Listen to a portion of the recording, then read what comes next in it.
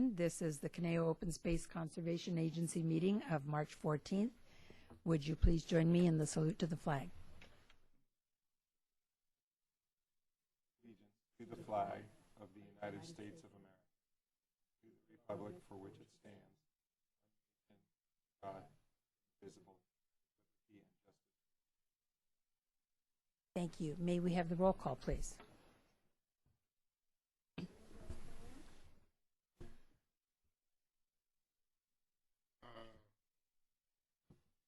Here. Although I didn't know I was a vice chair, so.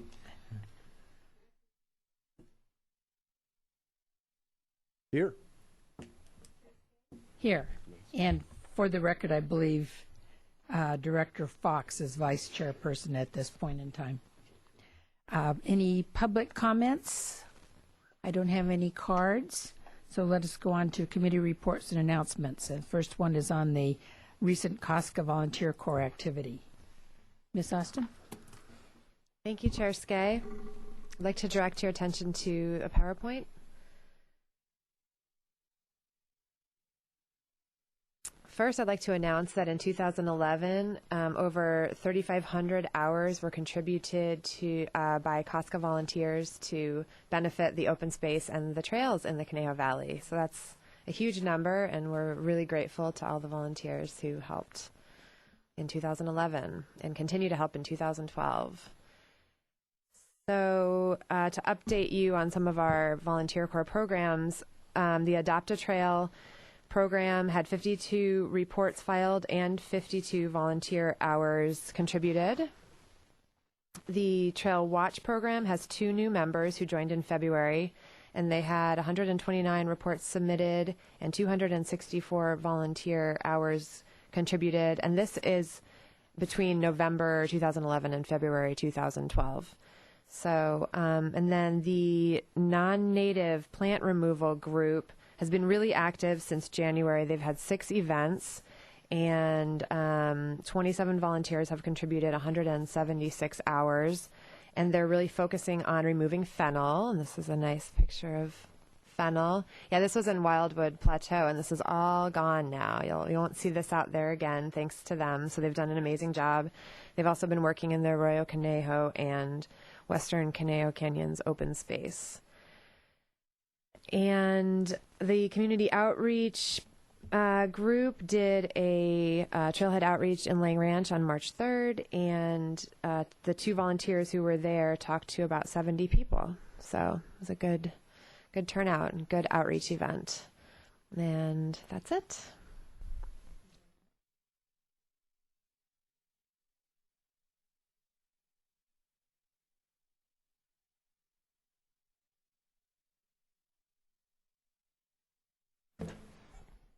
Good evening, directors. Thank you very much. The upcoming Spring Trail Work Day, we're very excited to be working on a new section of trail that will be connecting a couple of trails in Wildwood, and it's a long-needed trail section that will be helping to create a nice loop out in that area. And this is a trail work day that it's the 3rd spring trail work day, sort of planned, more large group trail work day, so we expect a good turnout for that. Maybe not quite as big as the fall trail work day, but it's still going to be a very good group. Usually turns out a good, hearty group of people. And I'm going to continue with Trails Education Days. Trails Education Days is on schedule, and it's a little early this year. Still a full week of all of the Conejo Unified School District 5th graders. We're going to be a little down in numbers this year. Approximately 1,400 are scheduled. We had one school that was not able to participate this year because of a scheduling problem. But otherwise, we've got pretty much the full Unified School District coming out. And so we're really looking forward to that. Again, I always forget, 21 years? 20? At least. 20, I know it's somewhere around there, yeah. So, now we're starting to get students who participated in the program coming out and participating in the hikes as leaders and participants as volunteers. So that's pretty neat to see as well. Indeed. Okay. Okay. Any questions of Mr. Langton? Thank you so much, Mark. Let's go on to the consent calendar, and these are for the minutes of the November 9th meeting. Is there any changes, additions, or a motion to approve? I'd move that. Second. Moved and seconded. In any other discussion? All in favor, please say aye. Aye. Aye. And I hear no opposition. So our new items, 6A, election of board chair and vice chair.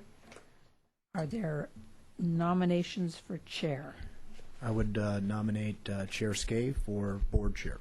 I'll second that. Okay. Hearing no other nominations, nominations are closed. All right. All in favor, please say aye. Aye. Aye. Opposition? Guess not. Thank you very much for your continued confidence. And now for vice chair. I would nominate Director Gibson for vice chair.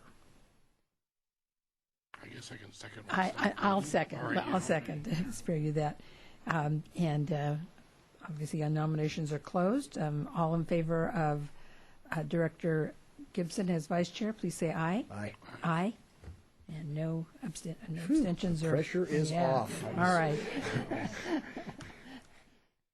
You served nobly and well, Yeah, Director Fox. Good. So our big new item is the proposed mission, vision, and guiding principles for Cosca strategic plan. And Ms. Austin, would you take that? Thank you, Madam Chair. I would like to direct the board's attention to a PowerPoint and would also like to tell you that Patrick Miller of 2M Associates is here, and he's sitting right next to me, actually. And he is going to be doing the bulk of this presentation. He's going to start with an introduction, and then I'll do just a little brief background, and then he'll go into the mission, vision, and guiding principles, and then I'll conclude. So with that, let's have him start. Thanks. Thank you, Shelley. Madam Chair, directors. There you go. Madam Chair, directors, thank you very much for your time this evening. As you know, the strategic plan and the process that we are going through to come up with that plan is really a tool to assist you and staff and the supporters of Cosca over the next long term, let's say. In essence, as an agency is transitioning from principally a land accumulation posture into one of resource management and public access management. Doesn't mean you are not necessarily still acquiring lands, but the citizens of the Conejo Valley certainly want to use those lands, and indeed are. So our purpose tonight is really a first step in that strategic planning process to review with you a set of words and phrases dealing with mission, vision, and guiding principles that generally summarize what you and a lot of others have been doing for 35 years. The actions you have taken have been, without putting them into words, consistent with that mission, vision, and guiding principles that we will outline. Our goal tonight is to have you accept those so that we may move forward in developing more detailed objectives that will be guided by these statements and strategic actions that can be implemented, that can be both prioritized and implemented over time. In terms of the background and perspectives, the statements that we'll review tonight were not generated in a haphazard way. We really did reach out to and through a number of mechanisms to a lot of people. All of you were interviewed, the board members, key staff members, focus group sessions conducted with the rangers, a public meeting, public workshop where about 25 attended, and a survey both to all those interviewed and at the workshop, as well as an internet survey that consisted of 3 questions. We learned an awful lot of information about how people perceive the agency, their likes and dislikes, a lot of statements that were made that really aren't reflected so much in the guiding principles and the mission and vision but will be addressed later on when we look at specific objectives. When you just open up the door and say it's a blank slate, we know there's a very vital organization that's been very successful in developing accumulating, I should say, 14,000 acres of open space and about 140 miles of trails. That speaks of success in and of itself. But as you say that and you ask people, well, what do you think? Then you get a lot of varied answers, and those are summarized in the in the attachments to the report. I'll just jump in here and give a brief background. You may remember that in November of 2010, the board initiated the strategic planning process, and then in February of 2011, staff issued a request for proposals and qualifications for a consultant to assist with the strategic plan development process. In May of 2011, the board authorized staff to hire 2M Associates and Patrick Miller, as well as Harrison and Associates, to assist with the strategic plan development. And then in 2011, June of 2011, we finalized the consultant contract and the strategic planning process began. So of those perspectives that I mentioned, we did, as I said, have individual interviews, 32 of them. They were quite time-consuming over about a 2-month period. It's hard scheduling you and everyone else for those interviews, but it happened. And the supporters of open space were also included, both from the foundation as well as Cosca and other members of the public who had been on either the Cosca board, the Cosca committee or the foundation board, so that we had a pretty broad perspective about the history of Cosca and how it has grown into its successful state-of-the-art today. The public workshop was very successful. We basically, some of you, I think, were there. We broke out. We had breakout groups, and everyone actually came up with their own mission and vision statements, which are, I would say, generally consistent with the mission and vision statements that we will go over right now. So the mission statement really is a broad statement of what Cosca as an organization is and the purpose. And again, you have been doing these things for 35 years, so we're just putting into words, codifying, if you will, the direction that Cosca has and hopefully will continue to take, and that is clearly to acquire, preserve, and manage open space within and surrounding the Conejo Valley for future generations, sustainably balancing public use with ecosystem protection. I'd like to emphasize the future generations. A lot of people that we did speak with view the open space not as a short-term real estate amenity in their backyards, but really as a generational land use that is important for the valley, even if the floor of the valley, the developed portions of the valley redevelop and change and acquire and expand and grow up and grow down and come and go. The open space was viewed as a very stabilizing factor within the community. The vision is a long-term perspective of what you would see the system to be in the future. And in that sense, again, the words will speak for themselves. I'll read it, but the Conejo Open Space Conservation Agency, as a group, will permanently conserve a system of natural open space and multi-use trails within and around the Conejo Valley to preserve natural and cultural resources, protect habitat for native species, provide opportunities for public enjoyment through trail-based recreation and outdoor education, and visually enhance the community. These vision statements are actually, or the vision statement, excuse me, is all those words are reflected in the City of Thousand Oaks general plan. They're reflected, some of them, in the mission statement of the CRPD. So it is truly an aggregate of the vision as presented by the two JPA organizations. The 10 guiding principles, you can think of these as goals, but we elected to use the word guiding principles, elaborate upon the vision in a whole series of statements that will be used to organize the objectives and the strategic actions in this strategic plan. Principle number 1, I think the operative word is legacy. I mentioned to you a second ago the importance of a generational perspective concerning open space. So the guiding principle is to continue to acquire open space. And I think it's very important to say in a fiscally responsible manner. That was stressed both at the public workshops as well as in most of the interviews that we conducted, and to employ all the ways that you can imagine, combined with education and research programs, to protect that open space. Principle 2, I'm going to try not to read these words, but to give you a summary of them in my own words, and that is the operative phrase is steward.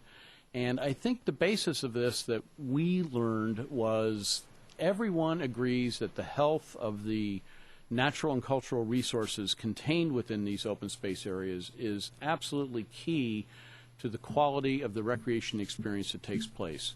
Without a healthy open space resource base, then the value to the community that looks at it, to the community that uses it, and the community that just knows it's there, without that, the value goes down. With a healthy stewardship of those resources, the value and the use levels go up. To provide local access, there was quite a bit of debate about, well, should these open space resources be looked at from a regional perspective or from a local perspective? And I think I can clearly say that for all involved, it's very important to maintain these open space areas. Yes, they may be used regionally, but it is most important to emphasize that this really is a local open space system and that it should encourage and connect neighborhoods and people with that open space system as time moves forward. To allow multiple uses, to recognize that the more everyone uses the same trails, the greater the constituency for advocating for more trails and more open space. So the concept of multiple uses isn't just trails, but it's the way one looks at open spaces, not to try and segregate and divide, but to all get along, because if we all get along, then there's a stronger constituency advocating for open space over time. To practice sustainability, this is really using technology and science to manage the resources and to ultimately enhance those resources and minimize life cycle maintenance costs and replacement costs and the like. So sustainability is important. To emphasize partnerships, I think it's fair to say after the Trail Days presentation and Trail Workshop presentation we just had that this open space system is not a result of 5 people sitting on a board or 2 full-time staff members or 5 or 6 rangers or a whole series of other staff members that provide different kinds of technical support, or the foundation or the Cosca. It's all of the above, and partnerships should be expanded and enhanced over time. To ensure continuity, that the linkage to the greater open space system that extends outside of the Cosca lands needs to be recognized, yet particularly when it comes to interjurisdictional different regulations. Some places you can have dogs, some places you can't.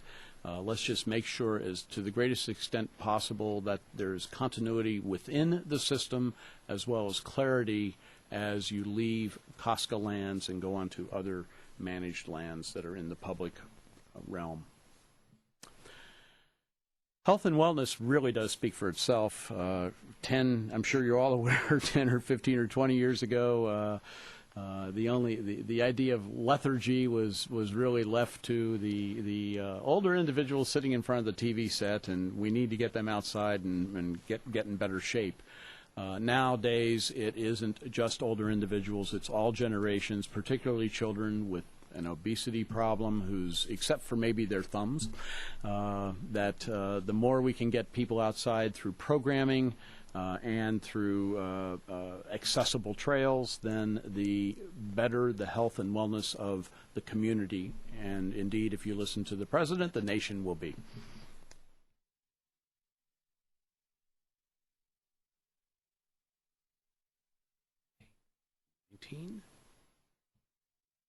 Technical difficulties. Oh, there we go. Adequate funding. We mentioned fiscal responsibility in the vision statement, and that tracks through to assuring that there is funding for the staff and the other resources that will be necessary to manage visitor use and improvements over time.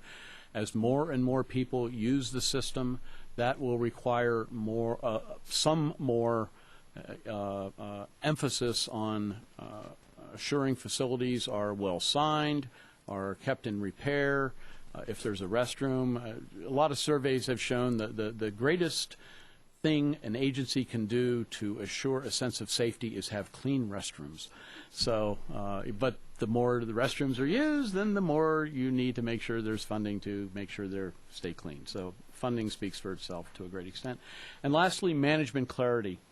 There is some fuzziness about really what Cosca is. It doesn't mean to say people don't understand that there's an agency there, but the concept of a joint powers agreement and where Cosca ends and CRPD begins and the city takes over, or the CRPD, if you're in a city vehicle but it says Cosca, there's a little challenge there, but the idea with the guiding principle is that the objectives that will assure the public understands, and indeed all staff through generations of staffing understand, and board members, exactly what Cosca is and the framework in which we work under should be emphasized.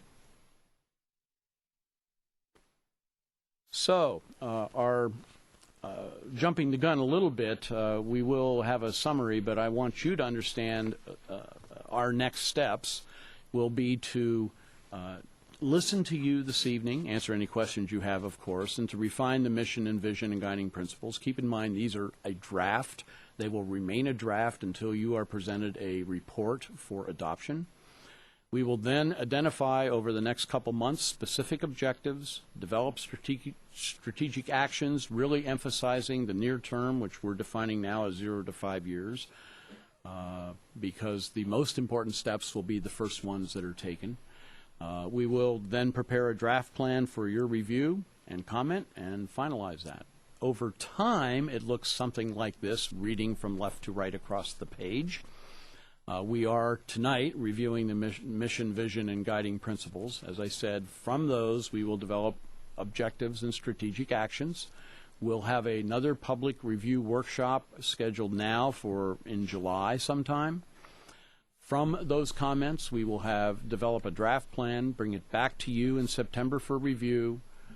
Based on your guidance and comments, change that plan, go back to the drawing board if we need to, finalize it, and then bring it back to you in November for, hopefully, adoption. And in conclusion, the proposed mission, vision, and guiding principles are the result of an active public involvement effort and in-depth conversations with staff, board members, and longtime Cosca supporters. They will inform the creation of the more detailed draft strategic plan document. And staff recommends board approval of the proposed mission, vision, and guiding principles for the Cosca strategic plan, and we are available for questions. Thank you. Okay, thank you very much, Mr. Miller and Shelley Austin, for the presentation. Board members, any questions or discussion? Director Gibson. Well, I can start first. I think the process that staff and consultant have embarked on is a very good process.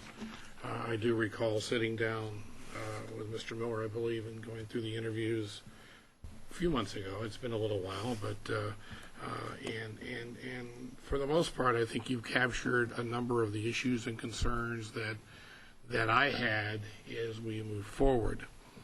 I do like where the guiding principles are going. There's a couple of areas that I would like to see us in. And as I do this also for a day job in drafting and developing general plans for cities and jurisdictions and other things, and you often get into parsing words a little bit, and I think words are important right now. The first one is a word in the mission statement. And it really goes into the name of what our organization is. We are a conservation open space. We are not a preservation open space agency. So to have the word preserve in our mission statement, I think, is misleading. That really should be acquire, in my mind, conserve and manage. And even if we look at, and I was just looking up online sort of how the Merriam-Webster dictionary talks about the word preserve, it basically says to keep in a safe or sound state, and they actually use the reference there to conserve a natural resource. So I think that's an important, subtlety to bring forward. As we move into the vision statement, again, we use the word preserve. I think it should be conserve. And we also use the word protect. We are not a regulatory body. There's all kinds of regulations out there, Endangered Species Act, you name it, there's all kinds of rules and regulations that do regulate how we protect. And my preference in the vision statement would be to replace again the word preserve with conserve, because we tend to manage it in a conservation method, and replace the word protect with preserve, because it is our intent not to preserve something as it is necessarily today. Evolution in a natural state will continue the natural state to do what it's going to do. We need to look at it from a conservation and management standpoint to address those resources so that we don't intrude upon them, and in a very important way. So I think those are some subtleties of look. We also bring those same words out in your guiding principle number 2, and I would look for those, for staff and consultant to consider those word changes. Another area that I think in the guiding principles, while the 10 you identified are very, very good, to me there's one important one that's missing. Nowhere in the guiding principles do we really address the urban natural edge interface.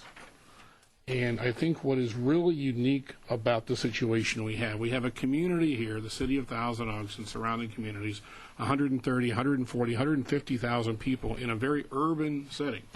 Right here where we're in the maybe not urban dense like downtown LA, but in an urban setting. And our open space, surrounds that, and we have this edge that is really, sort of the area that we have to manage the most. And while we look at the guiding principles to tend to look at the open space itself, nowhere in the guiding principles do I see anything that talks about the edge and sort of how we need to deal with the urban natural edge interface. Because there may be things in doing conservation that benefit both the open space and the urban at the same time. And I think that's something that should be addressed somehow. Maybe it can be incorporated into the 10 existing guiding principles, and I don't know how the public work groups work through these areas. But I think that's a piece that to me appears to be missing. So those are sort of my comments on what's been presented so far tonight. Okay, thank you. Other comments? Director Fox? I would certainly concur with the language change that Director Gibson had articulated, because I think it does capture, I think, a little bit clearer what we're trying to accomplish. And I think he brings up a very good issue with the urban interface. That is a reality. I can tell you from a fire safety standpoint, it's something that we need to look at. I'm not quite sure how the wording would go, but I think Director Gibson's point is that this open space system that we have is, in many cases, fuel for a brush fire, candidly, and it interfaces very closely with a number of areas with residential homes. And so I think it makes sense that in some way gets incorporated in how we manage the balance between fire safety and preserving our natural resources that we have. I know that there's other agencies that look very closely at that in terms of the Conservancy, but I think the principles, in terms of guiding principles, we need to look at that. And let me just go on record as saying, it will be no surprise, public safety and fire safety needs to take the front seat, as opposed to the protection of a given environmental area. And I know sometimes those are competing interests, but at the end of the day, we need to make sure that our open space doesn't at some point in time become a hazard for a residential community. And then just as a comment, I think I was very pleased to see principles 3 and 4, because those really go to the everyday use of the open space system. As someone who actually does actively use it, I routinely run through Wildwood and actually Lost Robles trails on a regular basis. And the open space in terms of the aesthetic and the ring, if you will, in perpetuity, obviously that's very, very important. But the everyday use is the value that the community gets out of that. And so, if there is a marketing plan, or if there is something, it clearly needs to be local for a whole variety of reasons. And then secondary, the multiple use component is really important. And so I think they captured that very, very well. So those are my comments. I don't know if we were looking to, at some point in time, have staff bring back some additional language in the urban interface, or how would we manage that? I was going to ask staff if they had any comments on the comments once we're all done. One other item, if I could just, and I'm sure this is coming up, when we're done with the strategic plan, I'm assuming there's going to be some measurables, some metrics included here, so we actually don't have a plan that sits on a shelf, but as the plan gets adopted, that we can actually go through over the next 3 years, 5 years, whatever it may be, and actually have measurable benchmarks of what we try to accomplish, if there's any action steps in there, rather than just a maintenance standpoint. And the principles they're generally worded, but I would hope that when the strategic plan moves forward, there's actually some measurable improvement, if you will, to our system. Okay. Director Gildo-Lapena? Just to touch briefly upon the issues raised, if I remember correctly, you're still in discussions with the fire district, I believe, regarding some of the, from what I read in here, regarding some of the issues such as fire safety, brush clearance, and so forth. Is that? Did I read that correctly? Yeah, we're still developing the plan, so we will be talking to other agencies. As we go forward in defining the objectives and the strategic actions, they will be quantifiable. There will be benchmarks, metrics, if you will. And as Director Fox said, that urban, and Director Gibson, that urban interface from a fire standpoint needs to be addressed as part of the objectives. And I would offer an opinion that there is enough research that shows that stewarding or coming up with land management prescriptions for that urban edge, from the the open space side of the fence line still can retain habitat value, visual continuity, and limit exposure to fire and public safety on the development side of the line. So in order to, in developing those objectives, we will be talking with the fire. And as the board has discovered over the past couple of years, there are also legal issues with adjacent properties adjacent to urban to open space, and those are actually now being handled more aggressively than they have in the past, which is my understanding. But I think the urban interface is a good idea. The main issue that I see here in order to have some benchmarks and see improvement in our system, it comes down to money. How are we going to finance everything? How are we going to raise the profile? How are we going to reach out to the community and ask for more resources, basically? And I think that has to be a major focus. Marketing and fundraising. There are various other options available that other communities are doing that might be beneficial to Thousand Oaks in order to increase revenues, one of which would be to continue or to actually resume funding the open space fund that the city of Thousand Oaks has, which has not been funded in over 2 years. So we could probably start with that and then move on to other options. But again, the bottom line here is we need more money, more resources in order to make this document, which I know will be a very good document, actually come to fruition. Thank you. Director Jacobson, did you have any other comments? Or any comments, I'm sorry? Well, I apologize for not being here to hear the other comments by members of this commission. I think for that reason I'll make about 3 or 4 very general comments, which on the basis of the limited information I heard is compatible with those objectives.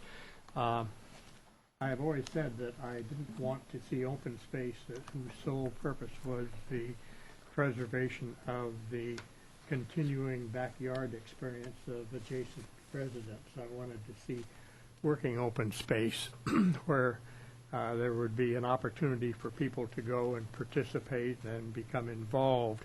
Certainly we're seeing that by the people that work on our behalf, either as to the advisory commission or the volunteer efforts and so forth. But my concern is accessibility, and I would really like to see partnerships developed with user groups who would see some specific benefit for their particular user group, and it would mean that they would use a specific segment of the open space system for their unique use, and it might therefore result in a patchwork quilt, so to speak, of various user groups who may have interest in and use the trail system, but have a segment within the open space in general, which enables their particular user group to benefit and experience something to the benefit of their members. That is addressed in partnerships here, but I think that the Park District has opportunities in the past to participate with youth groups and what have you, and in the case of funding, we provide a portion of the funding and it becomes a catalyst, or it becomes a mechanism by which together the Park District and that user group is able to accomplish something that individually they wouldn't be able to accomplish. And I think that same approach needs to be used here, and we've seen that with the bridge construction, and I would like to see that enhanced through additional partnerships. Thank you. And I'll just say I appreciate your comments, Director Gibson, on wordsmithing. I personally don't have a problem with the word preserve, but conserve, if that makes it more, yeah, that goes with it. But and I do appreciate the idea of having another guiding principle on urban interface, and I would kind of turn it to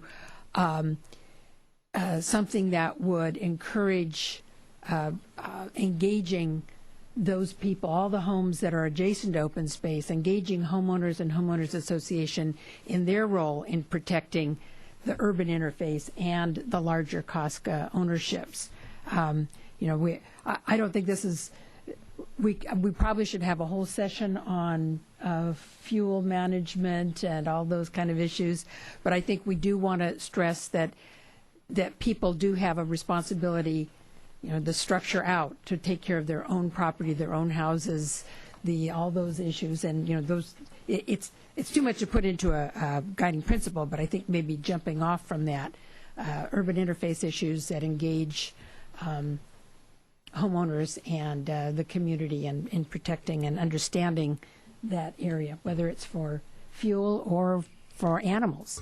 I'm remembering the first publication that Cosca put out way back. Maybe some of you still have it. The big blue, beautiful brochure, and the introduction said "Howdy Neighbor," and the whole point of that brochure was to try and get homeowners to understand that they needed to be a little more careful too, not let their animals run wild, not treat the open space as just a place to dump yard waste, all those kinds of things. So I think because there is so much interest in our community, as evidenced by all the turnout for trail work days and hikes and everything else, I think we have a really good audience that if they're approached and we have an education program that might be one of the objectives later on, I think we can get their help in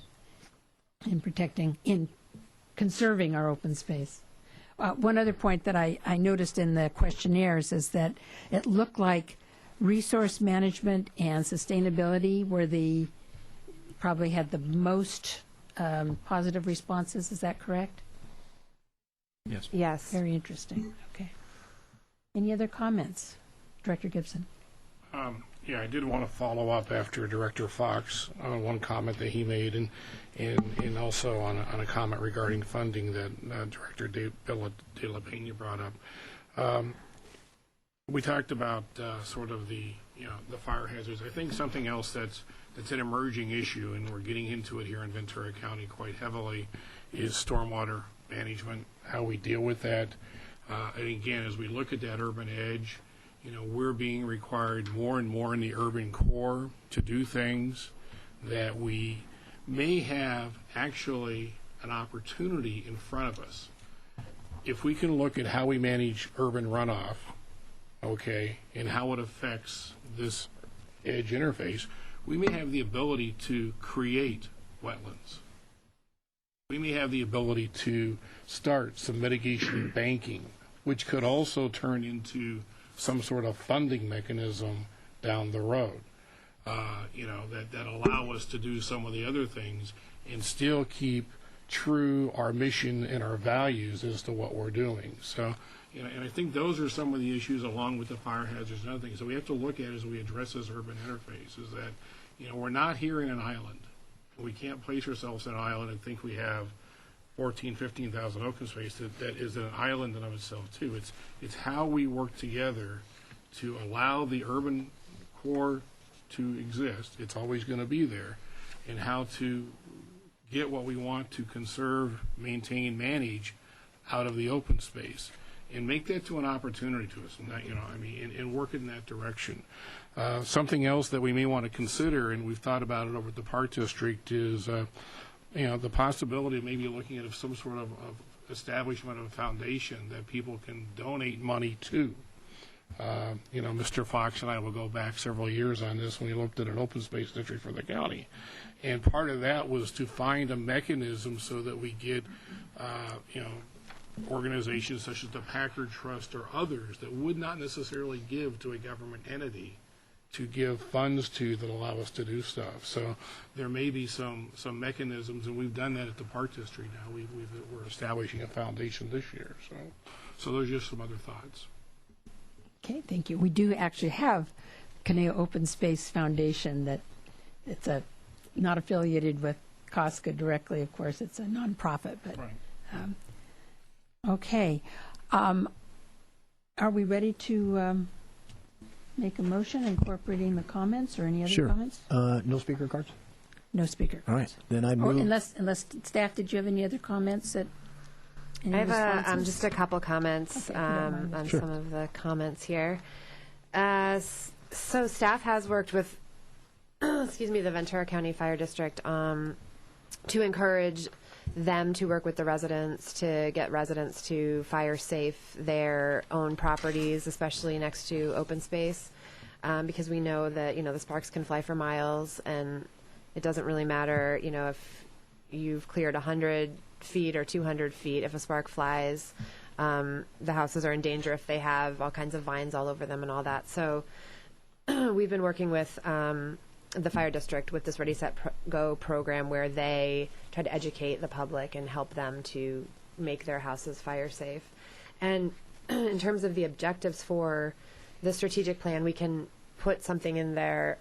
We can certainly incorporate it into the guiding principles, but we can also put something in the objectives about, developing a fire management plan, or, addressing fire issues of the urban interface. So we'll definitely add that.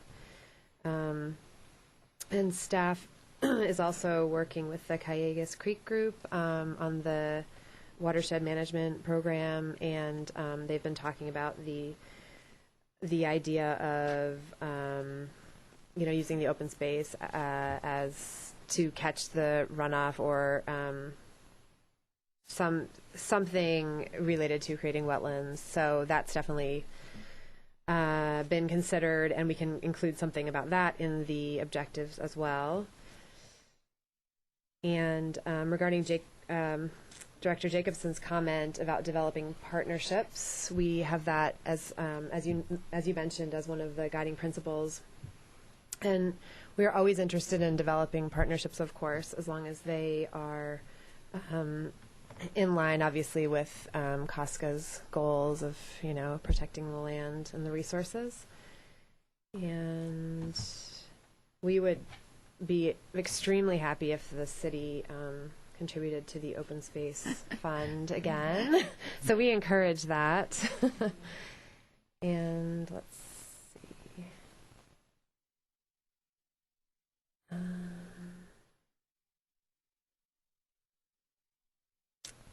I guess that's it for now. Okay, Thanks. thank you very much, Ms. Austin. Director Fox. Okay, I would move the recommendation to approve the proposed mission, vision, and guiding principles for the Canadian Open Space Conservancy Agency strategic plan. And then I would also include the next steps outlined on page 3 of the staff report. And then finally, well, I'll just leave that at the motion aspect. Mr. Watkins is here. The open space funding, which was initiated a number of years ago, I know as Costco's aware, that was always contingent on, balanced, stable city budgets without issues that council, and I know the Park District's dealing with as well. So, I think that message can be brought back to Mr. Mitnick. But I can tell you that the city's still dealing with a number of challenges within our budget. And so, as the guy who originally authored that action on the part of the city, was always with the understanding that it was the priorities of the city first, municipal services, and then if there was leftover dollars, those would be set aside for the open space. So, just in terms of priorities, that's where we're at. Okay, Director Gibson. I'm willing to make a second, but I want to understand, does the motion include the word changes to the vision? and Absolutely, mission? yes. Your amendments, and then also the addition of some language with respect to the urban interface, and if you could capture the Guiding comments of all the principle number directors. 11. Right, okay, there we go. Very good. That I'll be pleased to make a second. All right, we have a motion and a second. Any other discussion on the motion? Director Bildo-Pena. I will certainly support the motion, and would be wonderful if the city could indeed bring back the issue of the open space funding, because we are funding other endowment funds, not really directly related to the city, but to the school district. And we do know, which is wonderful, but we do know that according to the City Attitude Survey, open space has been always the number one topic that our residents care about. Thanks. Thank you. All in favor of, Director Jacobson, did you have any discussion on the motion? Okay. All in favor of the motion, please say aye. Aye. Any opposed, any abstentions? Very good. Thank Thank you. you very much, Mr. Miller. Okay. Very exciting. More discussion to ensue. Okay, let's go on to, this is item C, 6C, authorization to execute compensatory mitigation in lieu fee agreement with Southern California Edison for invasive species removal in Conejo Canyon's open space. Ms. Ford. Thank you, Chair Skay. And I do have a PowerPoint.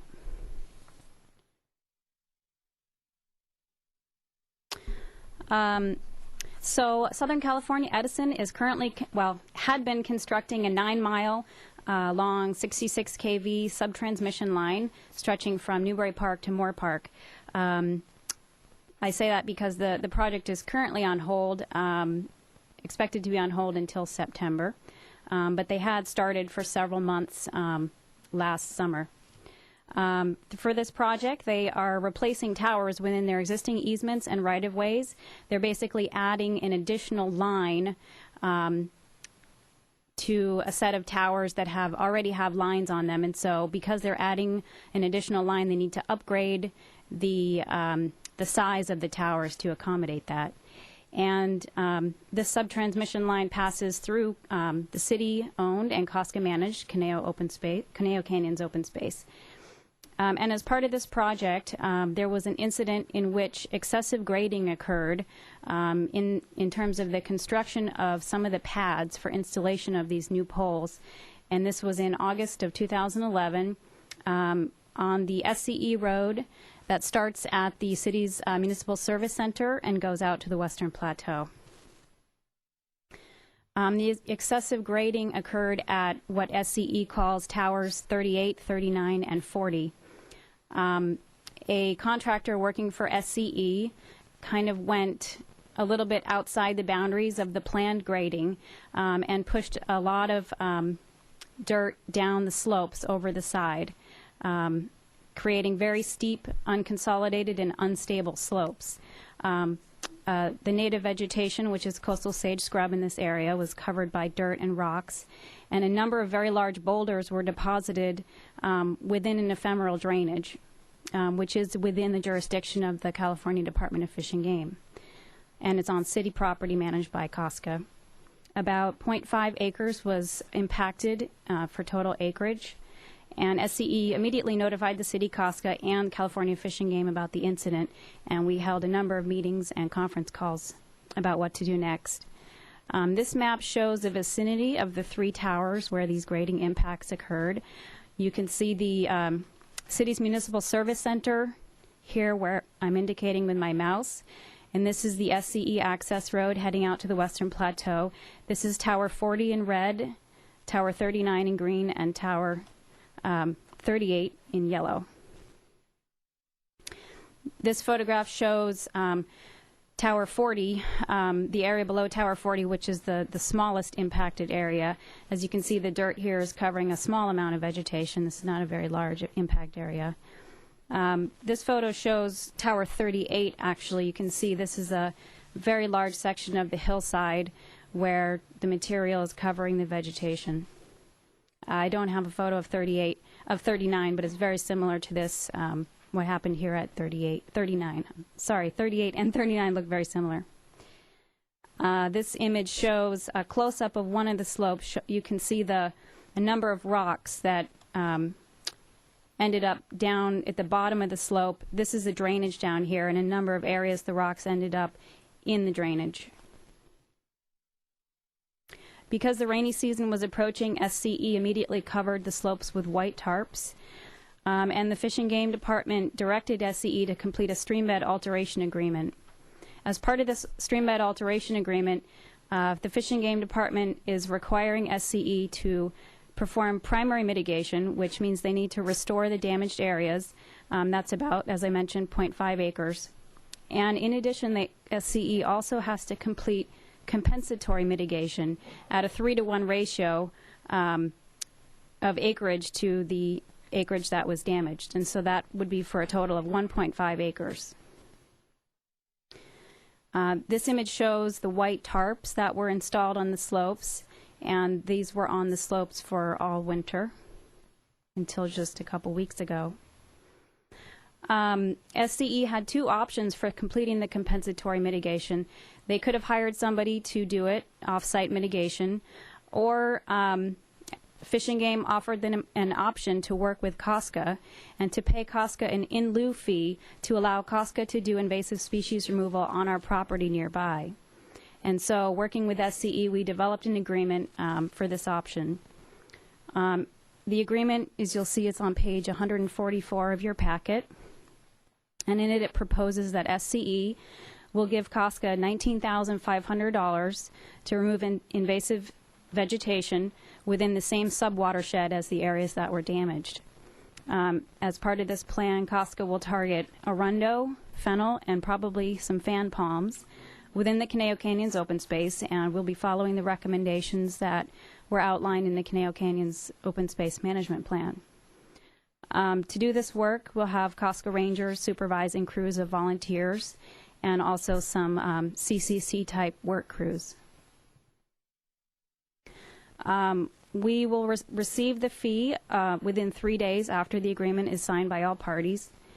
And after that, we need to complete a mitigation plan to give to the Department of Fish and Game by December 31st.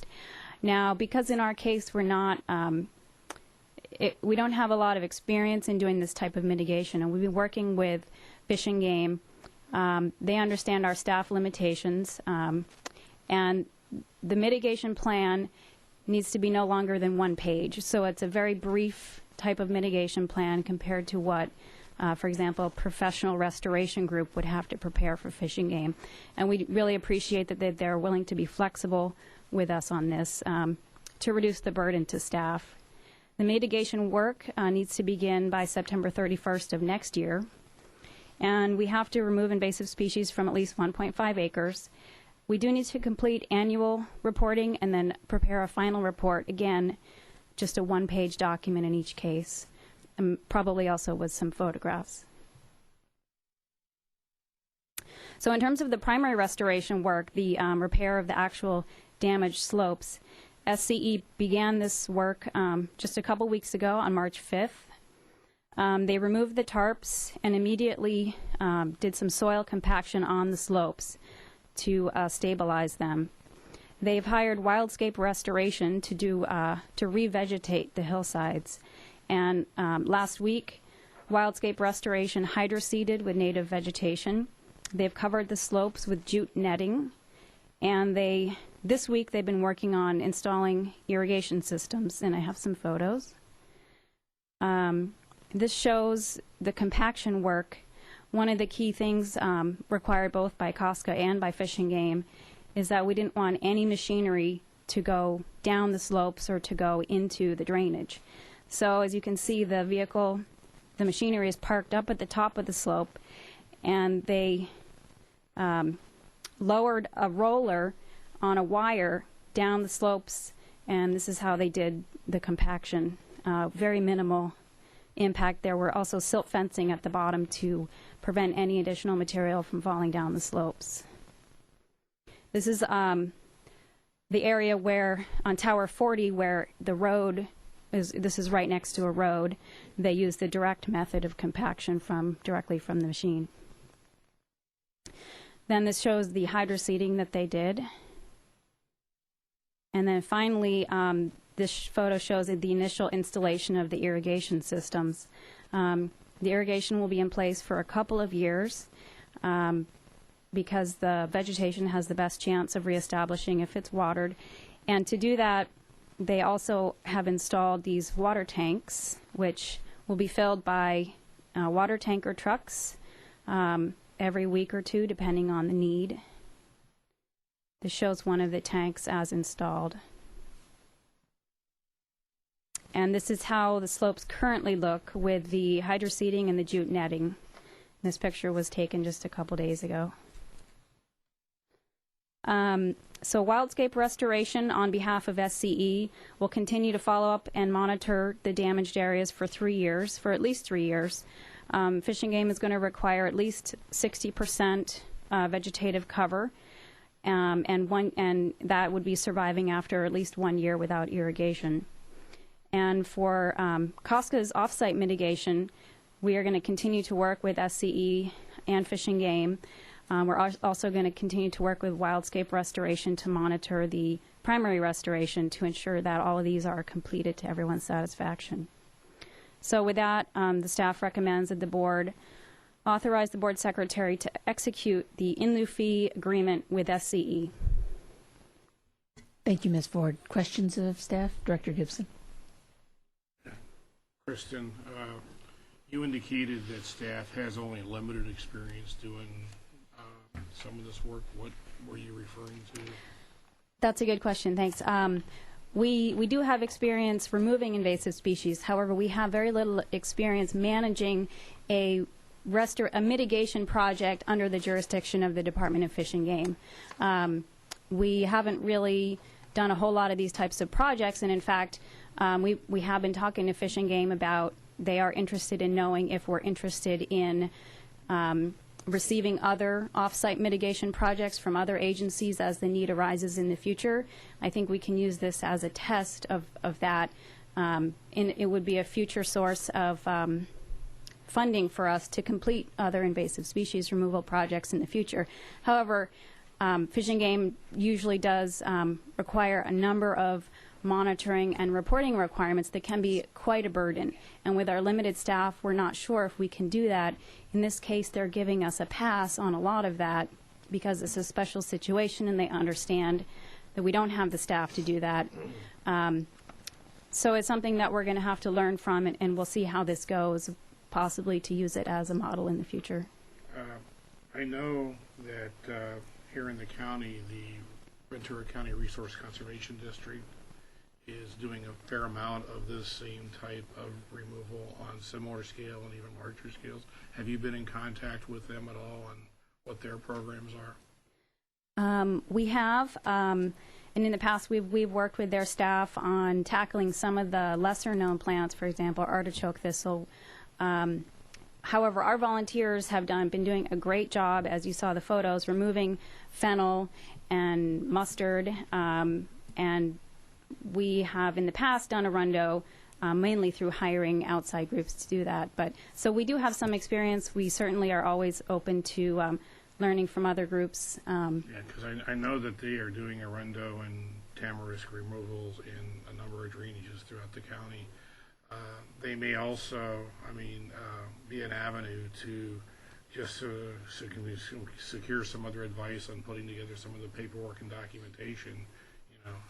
Being a consultant, we tend to beg, borrow, and steal as much as we can, and I'm sure that they, it's other public dollars at work. So if that would be a benefit, I would encourage staff to do that. Other comments or questions? Yes, Director Bellino-Pena. Well, I have to admit it was disturbing to read that this actually happened. Does SCE not vet its subcontractors? And is this someone that they had used before? My understanding is that this was an isolated situation that caught them by surprise. They did have a biological monitor on site, and this all happened in just a matter of a few hours, and they did notify us immediately. So I think it was, they have been SCE has been very responsive and is very cooperative in working with staff overall.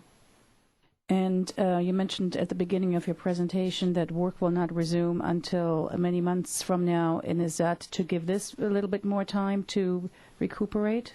That's a good question. It's actually the California Public Utilities Commission has halted the project because of a protest. So until that protest is resolved, they are on hold. They hope to be started up by September, but it's unknown at this point. It's up to the CPUC. Is the city aware of this? Oh, okay. All right, thank you. And that protest was not related to this damage. It's a larger issue. Correct. Is that correct? The protest was not from our area, not related to the damage. Right. Correct. All right, thank you.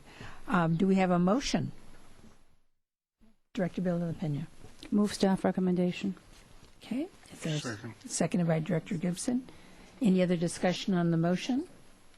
I'll just say good work on working with Edison on this, and it's actually we're getting a twofer. They are repairing the damage on their own with Wildscapes, and then Cosca gets an added benefit of having funding for some things that we would like to do anyway. That's great. Okay, let's go on to the Rancho Potrero update. Is that major? Oh, I'm sorry. Thank you very much. We're not done yet. All in favor of the motion, please say aye. Aye. Any opposition or abstentions? Passes. Thank you, Director Gibson. Item, let's see, 7A. We'll go to financial report for fiscal year 2010-2011. Is that you, Kristen?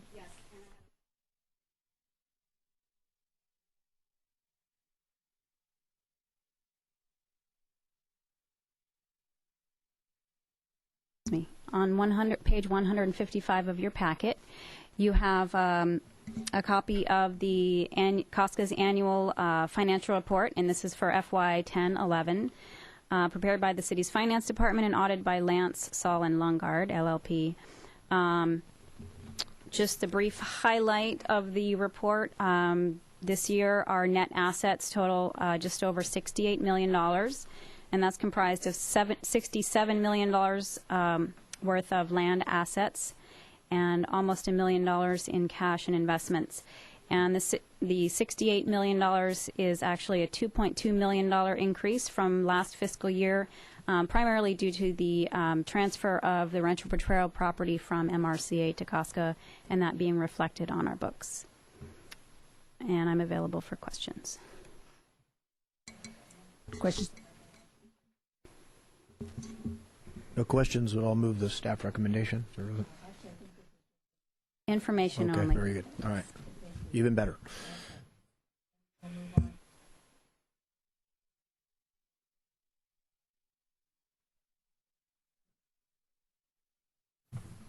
Thank you, Chair Skay, and I would like to direct your attention to a PowerPoint again. As you're aware, the Conejo Canyons Trail Bridge opening ceremony took place on February 11th, 2012. It was a great day, very exciting event, and it started off with guided hikes, horseback rides, and mountain bike rides. And this is the leaders gathering at the early in the morning when it was actually really chilly and cloudy, but still beautiful out there, and getting ready for the participants to come and join them for the trips along the trails. Here are some of the Trail Patrol horseback riders here, and they're leading, I think they're actually sweeping kind of the trail here and leading a couple of hikers. Here's former Cosca manager Mark Town. He volunteered to lead one of the hikes into the canyon. He was a great hike leader because he's so knowledgeable about the open space. A couple of our rangers walking across the bridge before the opening ceremony took place.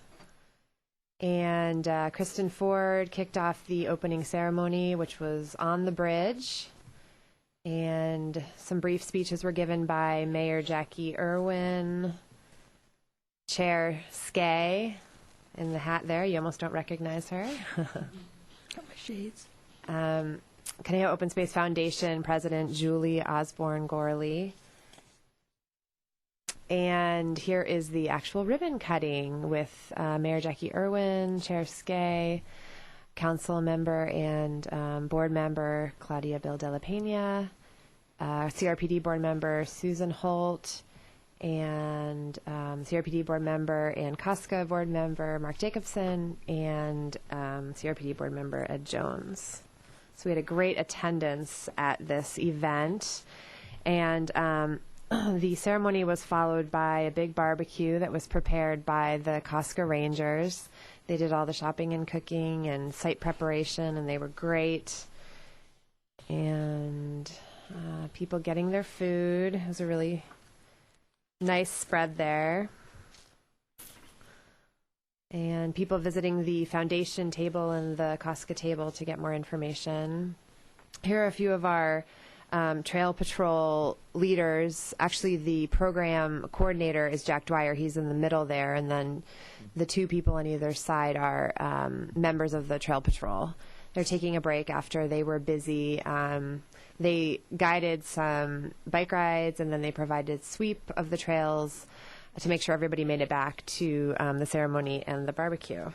So they were great, really helpful. And also the trail patrol volunteers did a lot of the directing traffic and directing parking, and they were just so helpful. We couldn't have done it without them. And there's Matt Kuba and Jim Friedel enjoying the day.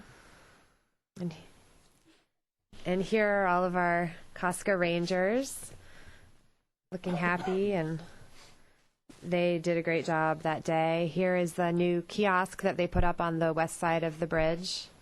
Looks really nice, provides a lot of helpful information. And we had all user groups represented. Here are some hikers and bicyclists and horseback riders.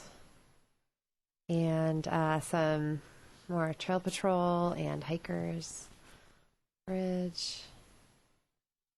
And this is the trail on the east side of the bridge that leads to the trailhead parking. And here are some before and after shots of the area before the bridge went in. And there it is, the approach to the bridge, and then the bridge. And there's Dean Morales. He's standing where the bridge is about to go. There it is. And there's the crowd at the ceremony. And the new plaque on the bridge lists all of the city council members, the CRPD board members, and the Cosca board members. And there it is. Beautiful. And TOTV produced a great video about the bridge construction and the bridge opening ceremony, and it can be found on YouTube through TOTV Newsnet. And if you just search for the Conejo Creek Bridge Opening 2012, you'll find it. It's a really nice job. They did a great professional job. So thank you. Great. Director Gibson. And it is a fantastic video, thanks to Matt Kuba posting it.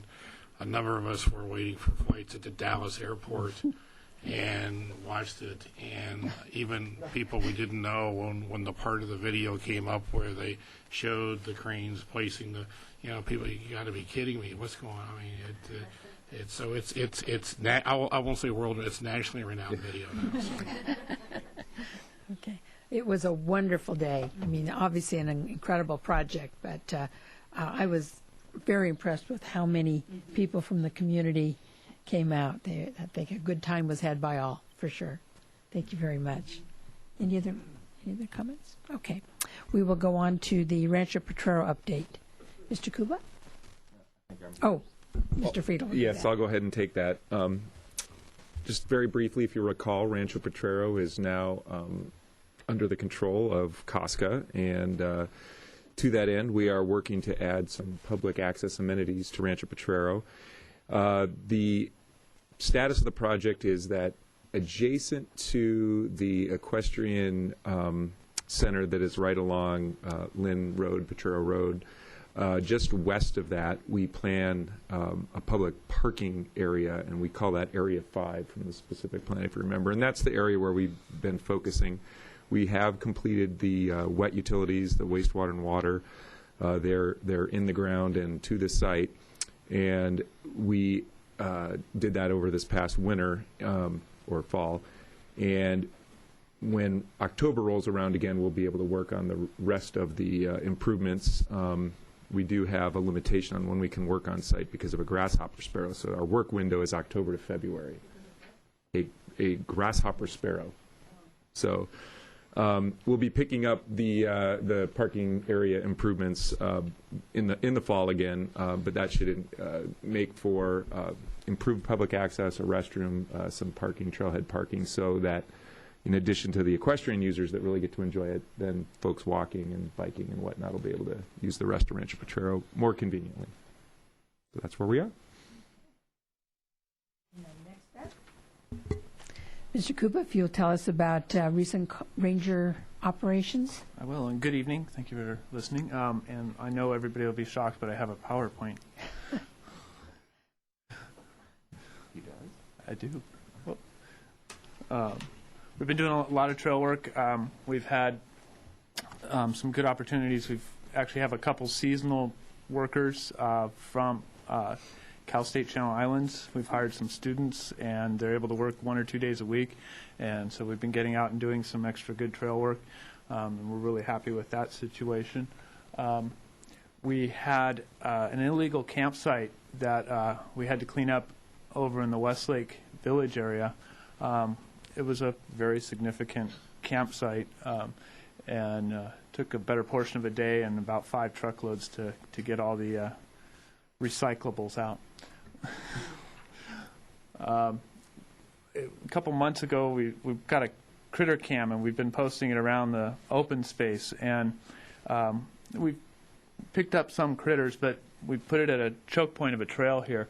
And what was really fun about this is the number of people that were walking dogs, and they all had them on leash, and especially this person, because that's Shelley.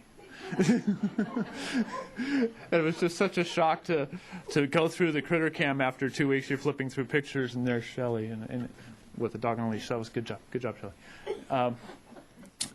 And then I actually pulled the picture that I had here because we've used it in some security issues that we've had on open space, and the critter cam successfully got some photos of some people doing some things in Wildwood. We were able to pinpoint the times that was happening, and the rangers working with the sheriffs were able to go in, and they actually made some arrests, and hopefully that activity stops. But I didn't want to give up where we're hiding the critter cam, so that's why. But another good checkpoint. And what's good about the critter cam is every time you get a very, very good picture of a ranger when they go to pick it up. This is a photo of the Lizard Rock alignment that we're going to be working on in Trail Work Day. We're very excited about it. It's going to be basically running where the people are standing there, kind of around the mountain there up to the top for Lizard Rock. It's it's going to be spectacular. And it's going to tie to the Canal Canyons. It actually ends right at the bridge, so it's a good drop-off point to the bridge from Wildwood. And this is how the kiosk got planted down there by the bridge, so they don't just grow. And the rangers also love the bridge, so you know. We were weight testing it, actually. And one of the rangers got that picture on Valentine's Day, and so we thought, we'll put that in this year. It's a little love from open space. All right, I'm available for questions if you have any. Questions of Ranger Cooper? Claudia? I do have a question about the illegal campsite. Where exactly did you find it? It was up in the hills underneath some oak trees. Some individuals were staying there for an extended period of time. On which particular trail was that? We've had some other activities on there, so I'd rather not say. Okay, very good. I can speak to you afterwards. Okay, that's fine. And are there many more of those cameras than throughout? We have. It's obviously more than just a critter cam. Yeah, we have two of the cameras, and it's just a new tool that we're kind of excited about, and it's providing some interesting things. So I wanted to make sure we share that with you. And are we afraid that it might deter some people? The law-abiding ones are not going to care, obviously. When people have found it, they've made faces at it and stuff, so it's added entertainment. Yes. All right. Thank you. Sure. Any other questions? Thank you very much, Sure. Ranger Cooper. That excellent report. Next up, Shelley on the 2012 Open Space Appreciation Hikes. Thank you, and I have another brief PowerPoint.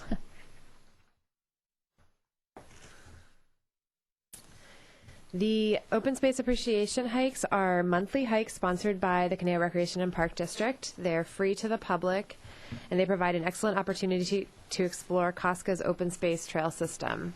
They're led by 2 experienced hikers, Ann Tucker and Paul Smith.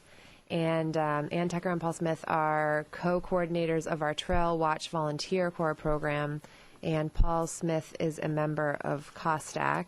And they're also both just overall awesome volunteers who do tons tons of stuff for the open space. So. Okay, and the couple of upcoming hikes are on Saturday, March 17th from 9 to noon. It starts in Triunfo Park, goes along the Los Robles Trail to the White Horse Loop Trail, and that's 5.5 miles. And then in April on the 21st from 9 to noon, Wildwood Park to CLU, and it's a 6-mile hike. And if you'd like more information about these hikes or to find their schedule, you can go to cosf.org or crpd.org for more information. And I'm available for questions. Thank you. Questions on hikes? This is a great program, and how wonderful the volunteers are leading those hikes. Okay, and then Arbor Earth Day, which is coming up April 28th. Thank you, Chair Skay. This is basically just an announcement. Cosca and COSTAC will have booths at the Arbor Earth Day celebration. It's on Saturday, April 28th from 11 to 4 at Caneo Creek Park North. And it's a free event. Everybody is welcome. It's a good family event. And there are going to be lots of earth-friendly environmental programs to get involved with. So hope everybody can make it. Okay, thank you. Well, any board member comments? Hearing none. I actually would like to welcome Charmaine Jackson, who's the Assistant City Attorney, who's sitting in tonight for Patrick Hare. And welcome aboard. We hope to see you again. Okay. So if no other comments and we don't have a closed session, then we will adjourn to the next scheduled meeting, which is Wednesday, May 9th. Thank you.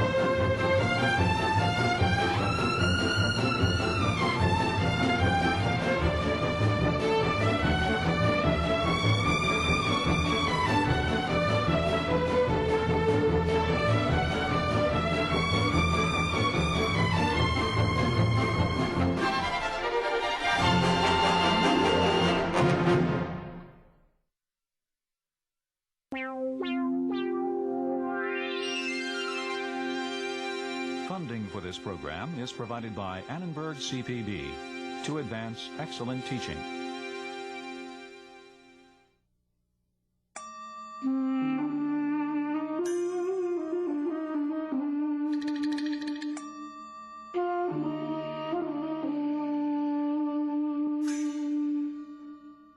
In early 1571, the famous Florentine goldsmith Benvenuto Cellini died.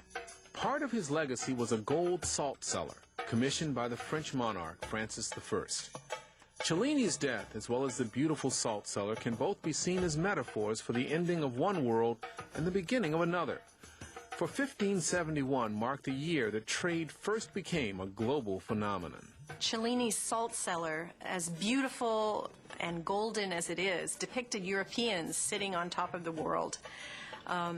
And ironically, it would not be gold, but silver that would lead historians to understand the true relationship between different parts of the world as this new global identity emerged.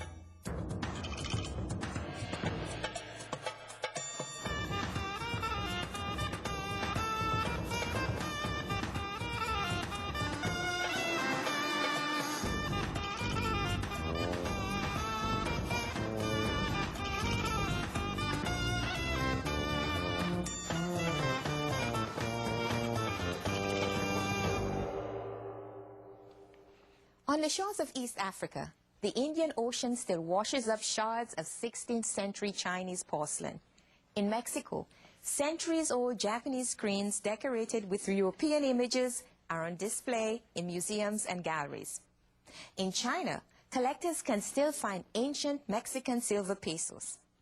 These artifacts all played a part in the birth of global trade. A highly integrated global economy has existed since the 16th century. Historians now realize that any analysis of the world's regions must recognize the interconnected economic and demographic forces that have been operating on a global level for centuries. The birth of global trade actually branched into two stories that took place in separate parts of the world. The first story was set in China, the economic engine of Asia. The second took place in the New World, a rich source of a key commodity that the Europeans would extract for trade in Asia. The two stories converged in 1571 to change the course of history. This would be the year that gave rise to ongoing extensive trade between the Americas, Asia, Europe, and Africa. These two accounts trace how commodities connected the world. To understand how time wove the fabric of global trade, one need follow just a single thread. One commodity, silver.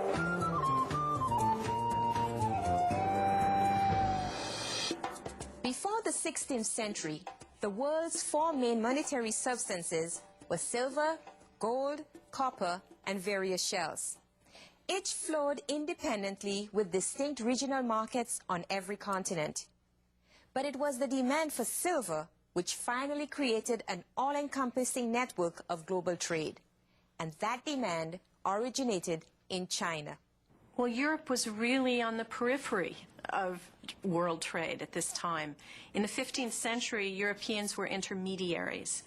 And in fact, it was Asia, as historians would come to understand, Asia and the Asian economy that really became the engine of change and of interconnections between different parts of the world. In the 15th century, most of China's foreign trade was conducted within the framework of an imperial system of tribute. Rulers of states such as Siam and Vietnam paid tribute to the Chinese emperor in the form of gifts. In this way, they paid homage to the personage they believed was the Son of Heaven, the ruler of the center of the world. Gifts in return from the Chinese court made these tribute relations a kind of commodity exchange.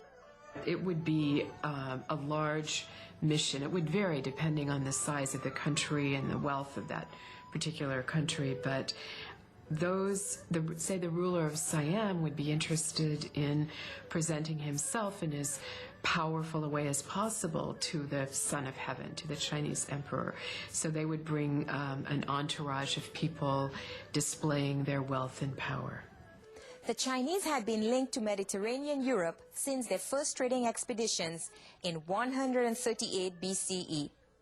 Han Dynasty artifacts found in Roman tombs bear out these early connections. Trade moved slowly through overlapping networks of regional markets, via the Silk Roads and various Indian Ocean routes. Domestic trade flourished in China around this time. Various regions produced prized commodities, such as silk, porcelain, jade, and tea. China dominated the East Asian world for hundreds of years, and by the 16th century, there was very little offered by outsiders that China could use. And China's position of power would not shift for centuries. In 1374 CE, fiscal managers of the Ming Dynasty made a decision to restore a system of paper currency to China. This decision set in motion a chain of events that would establish what some scholars have called the first network of global trade. By the 14th century, the Chinese had been using paper certificates for about 500 years. While early certificates were backed by deposits of gold, silver, and silk, these new Ming certificates were not convertible. To keep paper currency in circulation, the government tried to forbid the use of gold and silver as mediums of exchange. Ming fiscal policies proved a disaster. By the mid-15th century, paper currency was virtually worthless, and silver became the preferred medium. Silver was never minted into coins in China, but it was used in weights that varied from about 37 to 50 grams, ingots of silver, and those ingots could be used in varied ways by shaving off bits of it to make it more or less valuable and weighty. The Ming government finally acknowledged that silver had replaced paper. It announced that it would pay salaries and collect taxes in silver or its equivalents. The impact of this new silver monetary system was tremendous. Imagine what it was like for a Chinese farmer, where once he could pay his taxes in grain, cloth, or other barter goods, now increasingly he was forced to pay in silver. Between the mid-15th and mid-16th centuries, demand for silver in Ming China increased dramatically, and soon that demand spread beyond the borders of the empire. China became what some scholars have called the world's silver sink. China's demand created a ripple effect on world trade and drove the value of silver upward. In the 1540s, Chinese merchants traveled to Japan for the sole purpose of procuring silver. The mines of Tokugawa, Japan produced nearly a third of the world's total output of silver in the 16th and early 17th centuries. Most were shipped to China, and still the Chinese demanded more. So the old story had really been that European searching for spices were what drove global trade. But in fact, it was China's demand for silver that really drove global trade in this period. And the impact of that demand for silver was enormous worldwide. The events that gave birth to global trade illustrate the idea of conjuncture, in which independent regional developments converge to create a unique historical moment. China's increased need for silver was one important event, and the other was unfolding half a world away.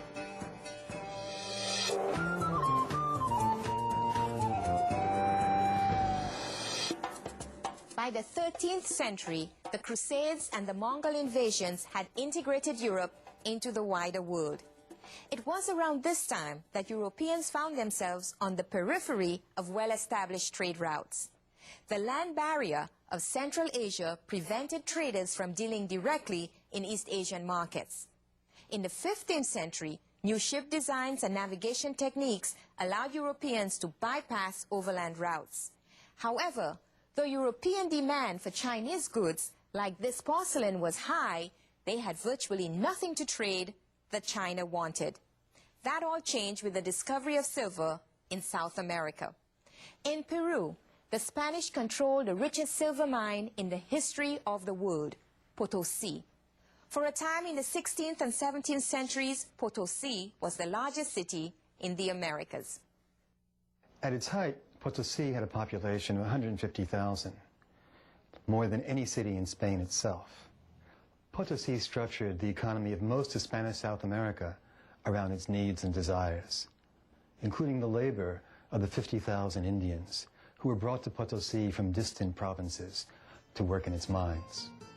The Spaniard Rodrigo de Loaiza witnessed the exploitation of the native peoples, forced by the Spanish to work the mines in a distorted version of the traditional meter system of tribute labor. The Indians entered these infernal pits by some leather ropes like staircases. They spent all Monday on this, taking some bags of roasted maize for their sustenance.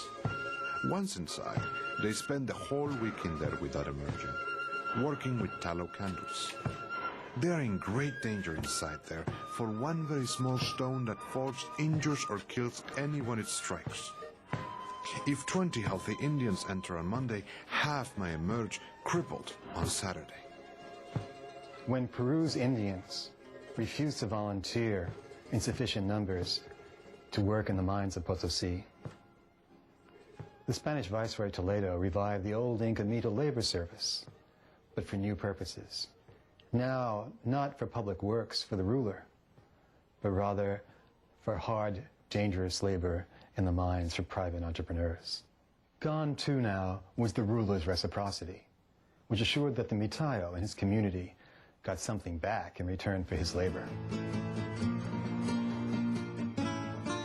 The Portuguese and later the Dutch were the prime movers of silver in the 16th and 17th centuries. At first, the flow of silver moved eastward across the Atlantic and then along a multitude of routes into Asia. But the Spanish were searching for a direct route between the Americas and China. In 1565, the Spanish finally discovered the winds and ocean currents that would take them from Eastern Asia to Mexico. This meant they could now establish the first direct link between the Americas and China. The Spanish conquered the Philippines in 1565. With the founding of the city of Manila in 1571, Spain had finally a base from which to gain access to China's markets. This launched the voyages of the Manila Galleon, a large trading ship that annually carried silver from the Americas and carried silk, ivory, spices, and other goods back to the Americas. One historian described 1571 as the year world trade was born. That year marked for the first time continuous and substantial trade between the Americas, Asia, Europe, and Africa. Historians have been slow to realize the importance historically of the annual Manila Galleon, which connected American mines to Asian markets, but for European profits. Chinese demand for American silver was so great that in some years, the amount of silver sent across the Pacific to Manila was greater than the amount sent across the Atlantic to Spain itself. The Manila Galleon enabled Peru to hold off for some decades, the Depression weighing down 17th century Europe. China was the primary end market for the world's silver for several centuries. In 1569, a Dominican priest wrote, "He who would make good market in the country of China carrieth silver rather than goods." The merchants of Europe found this to be true. By 1571, the most important source of world silver was Spanish America. The Spanish merchant Pedro de Valleza had gained business experience in Asia and was well aware of the significance of China's demand for silver. The most expensive that I have seen and bought gold in the city of Canton in China was 7 pesos of silver for 1 of gold, and I never saw it go beyond this price. And here in Spain, a peso of gold is commonly worth 12 of silver. Therefore, it is easy to see that bringing gold from China means a gain of more than 75 or 80%. There was profit to be made taking silver from the Americas to ports in Asia, like Manila. The greatest profit was in trading silver for Chinese luxury goods and selling those in Europe and the Americas. An extraordinary expansion of commercial activity followed. But how did the creation of this first global system of trade play out around the world?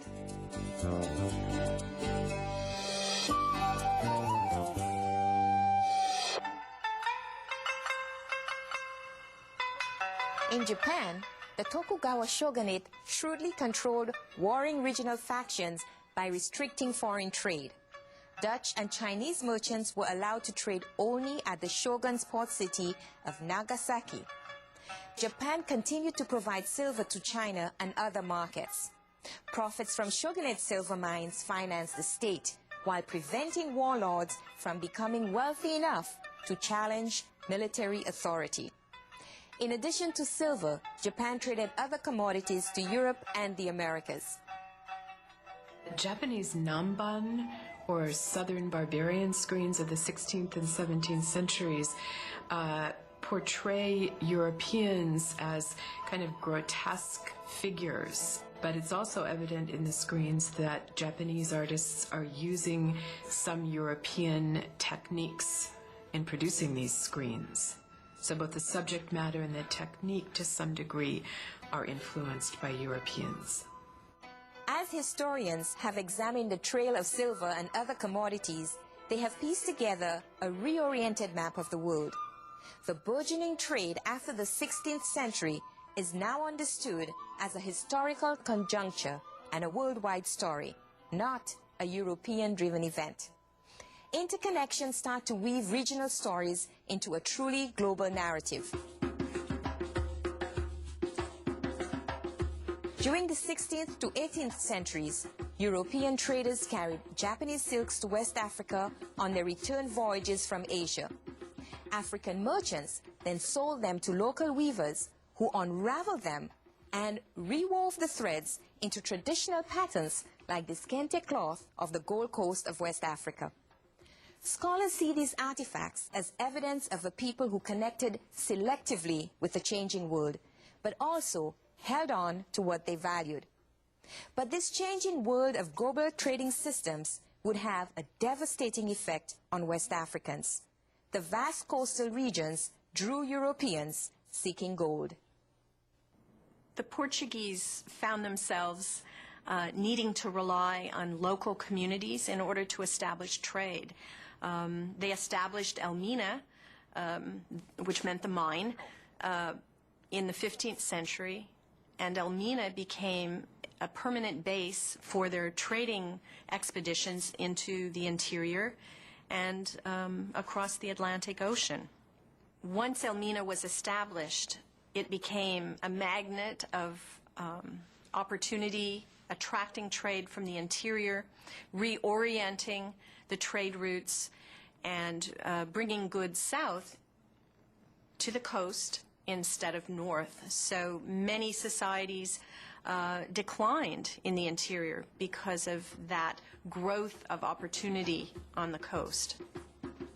Beginning in the first half of the 15th century, European merchants seeking gold sailed to West Africa in ships laden with trade goods as well as metals of all kinds, copper, brass, and iron. These would be exchanged for gold as well as for local goods from the interior. European sailors also brought home souvenirs from West Africa. Ivory salt cellars were among the world's first tourist art. Carved by African artisans in the late 15th and 16th centuries, the salt cellars depicted Europeans as stereotypical caricatures from an African perspective. They decorated the tables of many of the great dining halls of Europe. One uniquely significant commodity was also traded between West Africans and Europeans beginning in the 16th century: human beings. The presence of Europeans along African coasts ultimately led to the forced migrations of 12 million Africans. Trade in slaves to work the silver mines and plantations of the New World reached its peak during the 17th and 18th centuries. The trade generated by Europeans in West African markets began to support local African entrepreneurs. This generated a new class of elites whose wealth was based on the Atlantic slave trade. African merchant princes undermined the authority of traditional leaders and became rich at the expense of their communities. There's a wonderful West African proverb which says that the mudfish in the water grows fat to the delight of the crocodile. And in the case of West African merchants, there's no doubt that they benefited from the trade along the coast. Eventually, they would be consumed by the mercantile interests of European traders. European trade also spread into Asia. In order to regulate commerce, the British and Dutch governments created trade monopolies. The British Crown awarded the East India Company the exclusive right to Asian trade. The company immediately established itself throughout the Indian Ocean. The East Indian Company was owned by joint stock, an innovation in business organization. Subscribers invested in the company and owned a piece of the profits corresponding to how much they had invested. This process of investment and ownership, joint ownership, developed into what became the world's stock markets.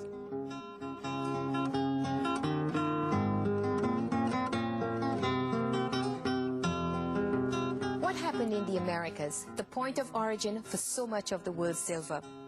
The Potosi mine in Peru operated for nearly 3 centuries until the silver ran out. It's estimated that nearly 8 million Indians died at Potosi.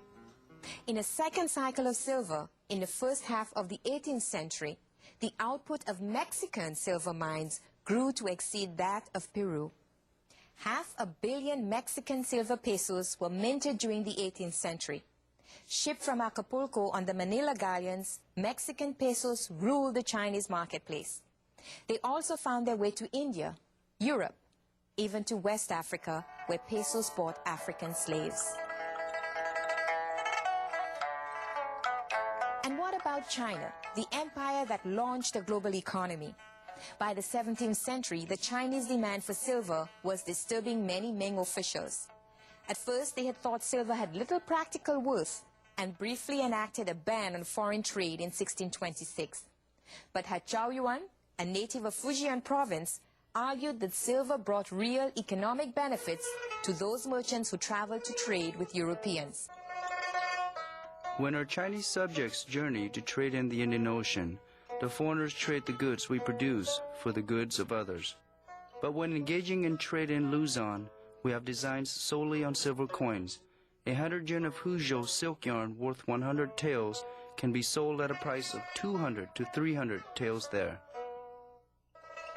Moreover, porcelain from Jiangxi, as well as sugar and fruit from my native Fujian, all are avidly desired by the foreigners.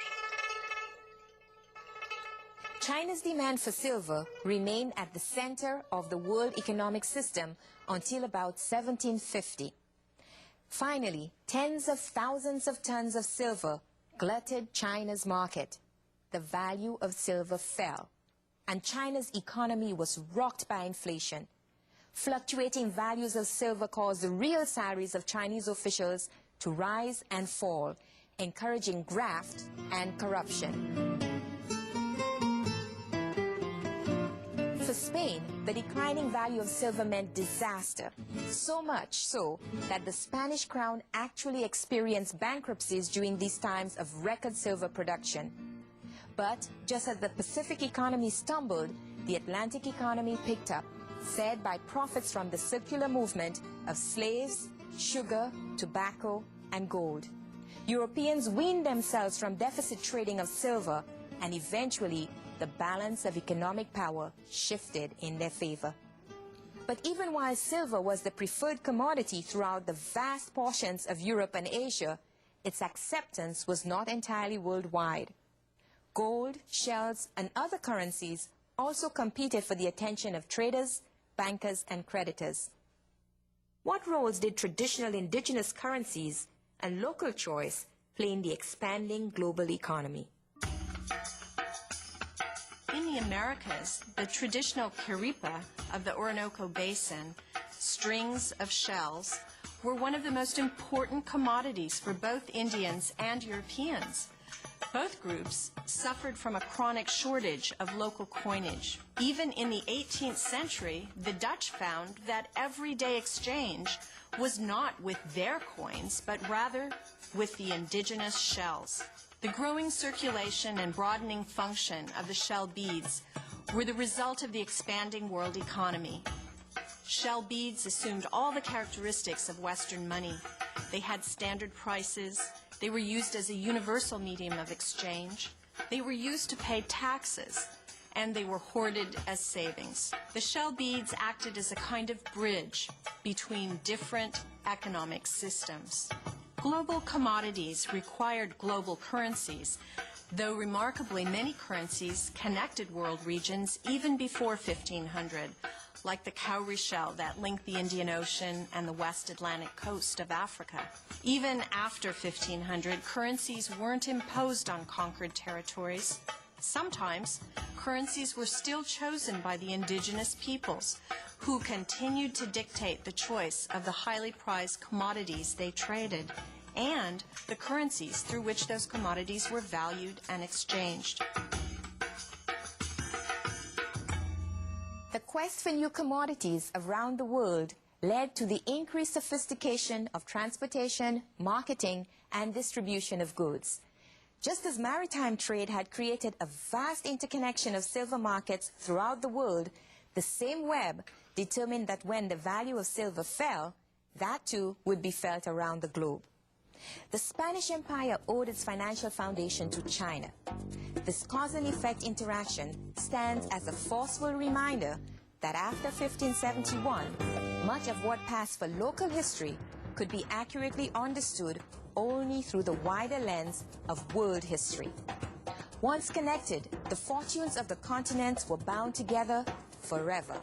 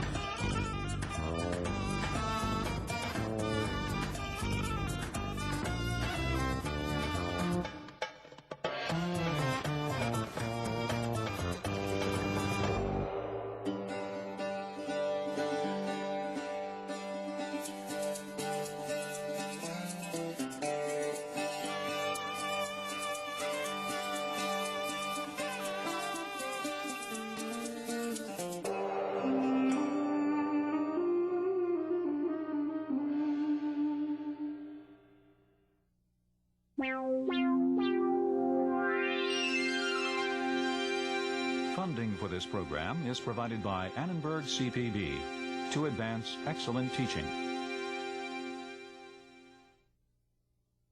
For information about this and other Annenberg CPB programs, call 1-800-LEARNER and visit us at www.learner.org.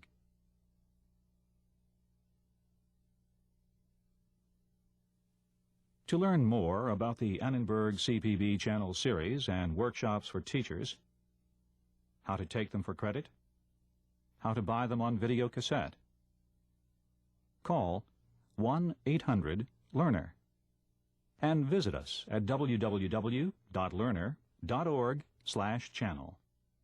The Annenberg CPB Channel.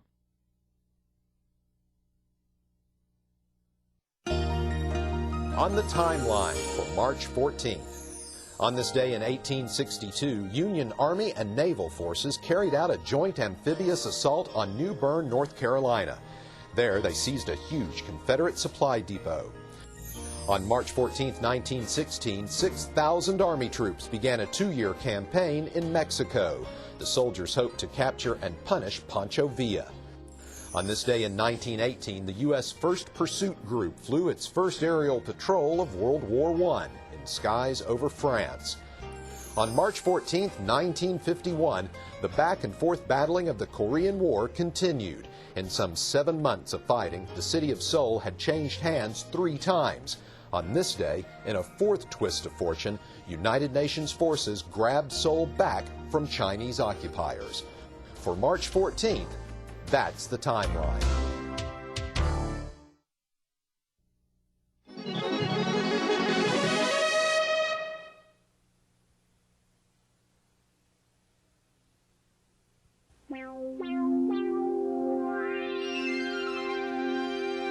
Funding for this program was provided by the Annenberg CPB project.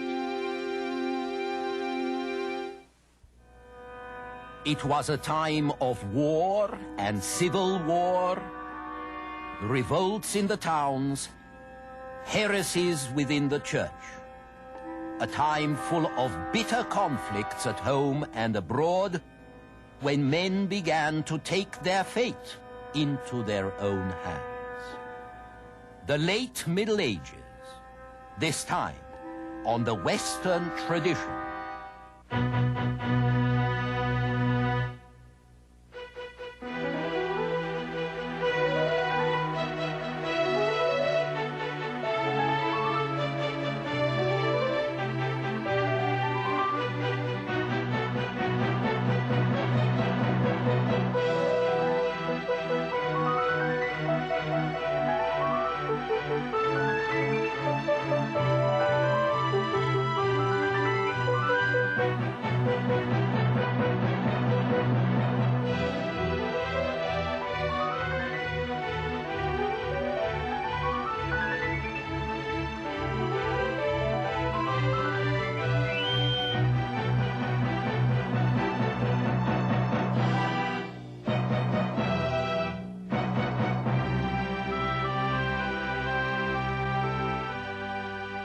And now, UCLA professor Eugen Weber's continuing journey through the history of Western civilization.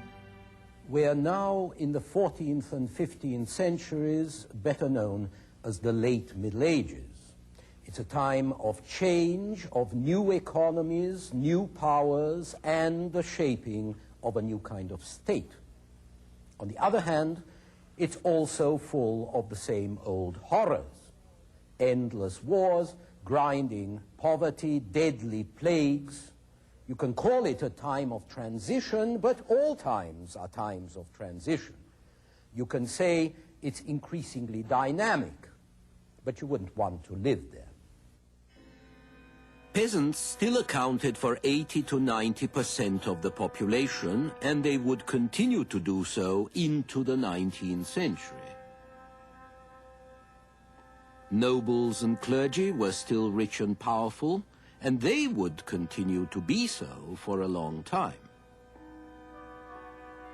But trade and the rise of the town had brought basic changes to Europe.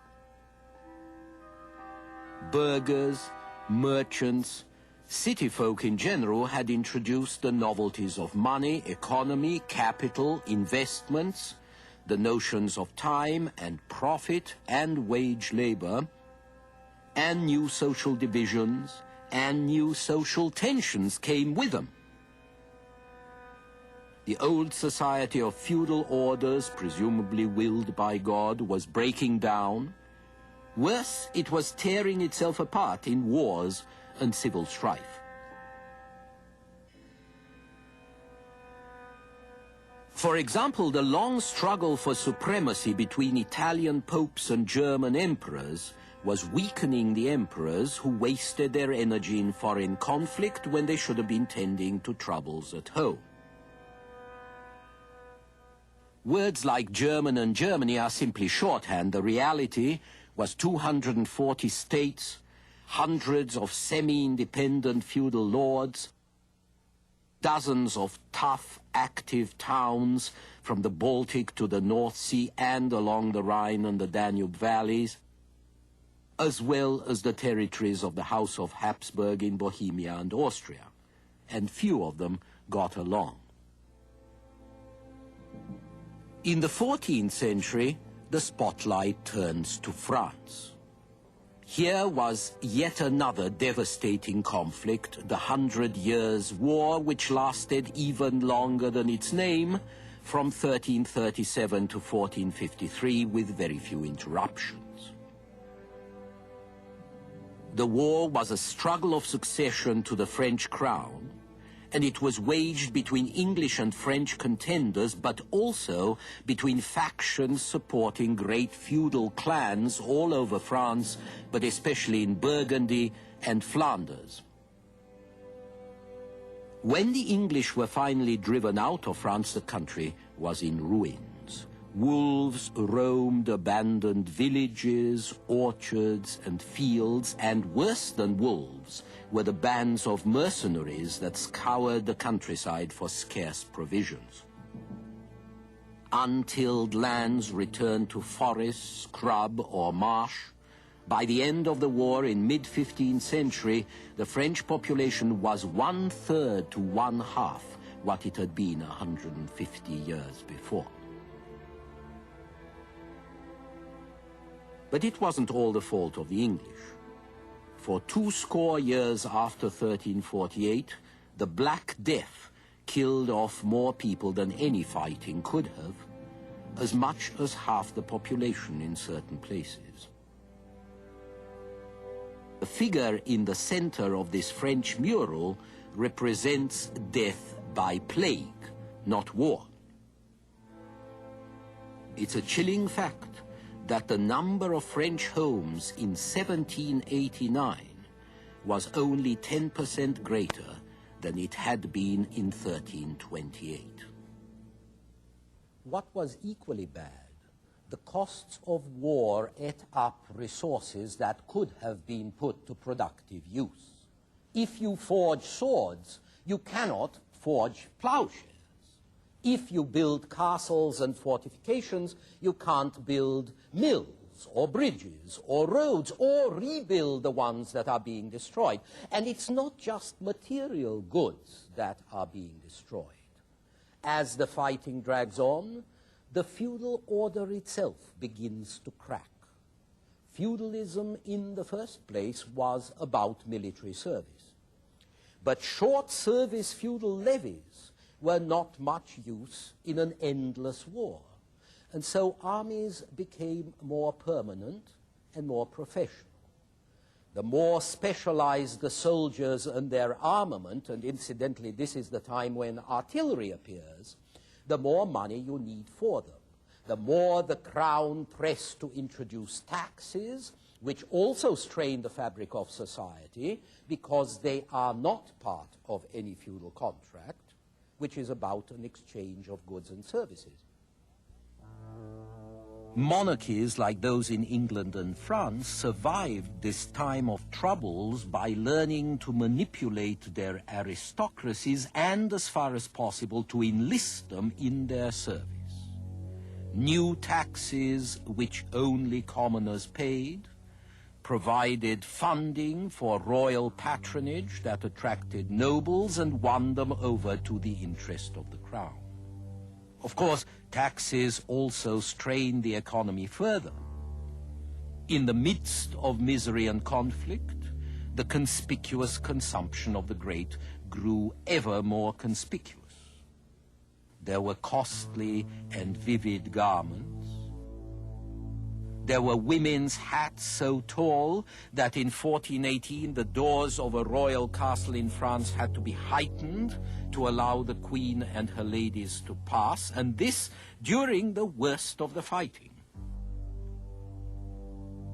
In spite of such folly, the French managed to drive out the English by 1453, except for one last English outpost at Calais. But this great victory for France was overshadowed that very year by an even greater defeat for the tail end of an empire, Byzantium. At dusk, on May the 29th, 1453, the people of Constantinople made for the walls of the city, crying to the Virgin Mary for aid. Besieged for 50 days by 160,000 Turks, they didn't have enough men left to man the long walls and to mend the breaches made by 130 cannon and a fleet of 250 ships.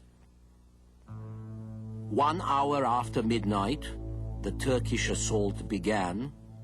By noon of May the 30th, Byzantium was dead after more than 1,000 years. In the West, however, its fall had already been discounted. Europe had other fish to fry. The English were busy in the last half of the 15th century with a civil war of their own. Another war of succession. It was poetically called the War of the Roses because the emblems of the two parties fighting for the crown were a white rose for the House of York and a red rose for the House of Lancaster.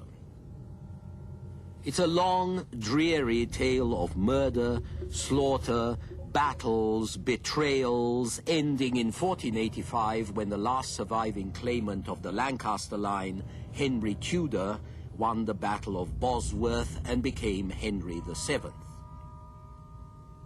The only good thing about the war, whose only relationship to roses were the thorns, was that the belligerent aristocracy was nearly decimated.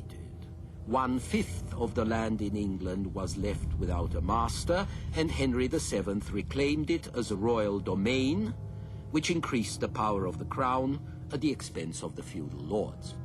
Finally, by the end of the 15th century, Europe began to recover from nearly 200 years of war and plague.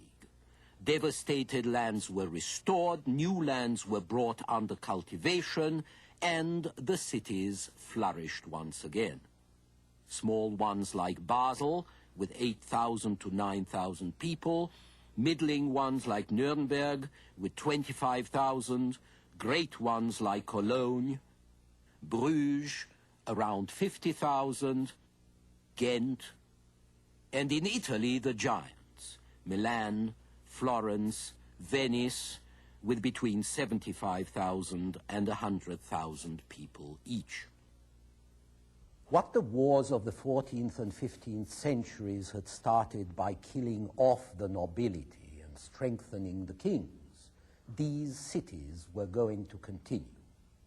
Because now a new dynamic social group made its appearance that was profoundly anti-feudal, the middle class.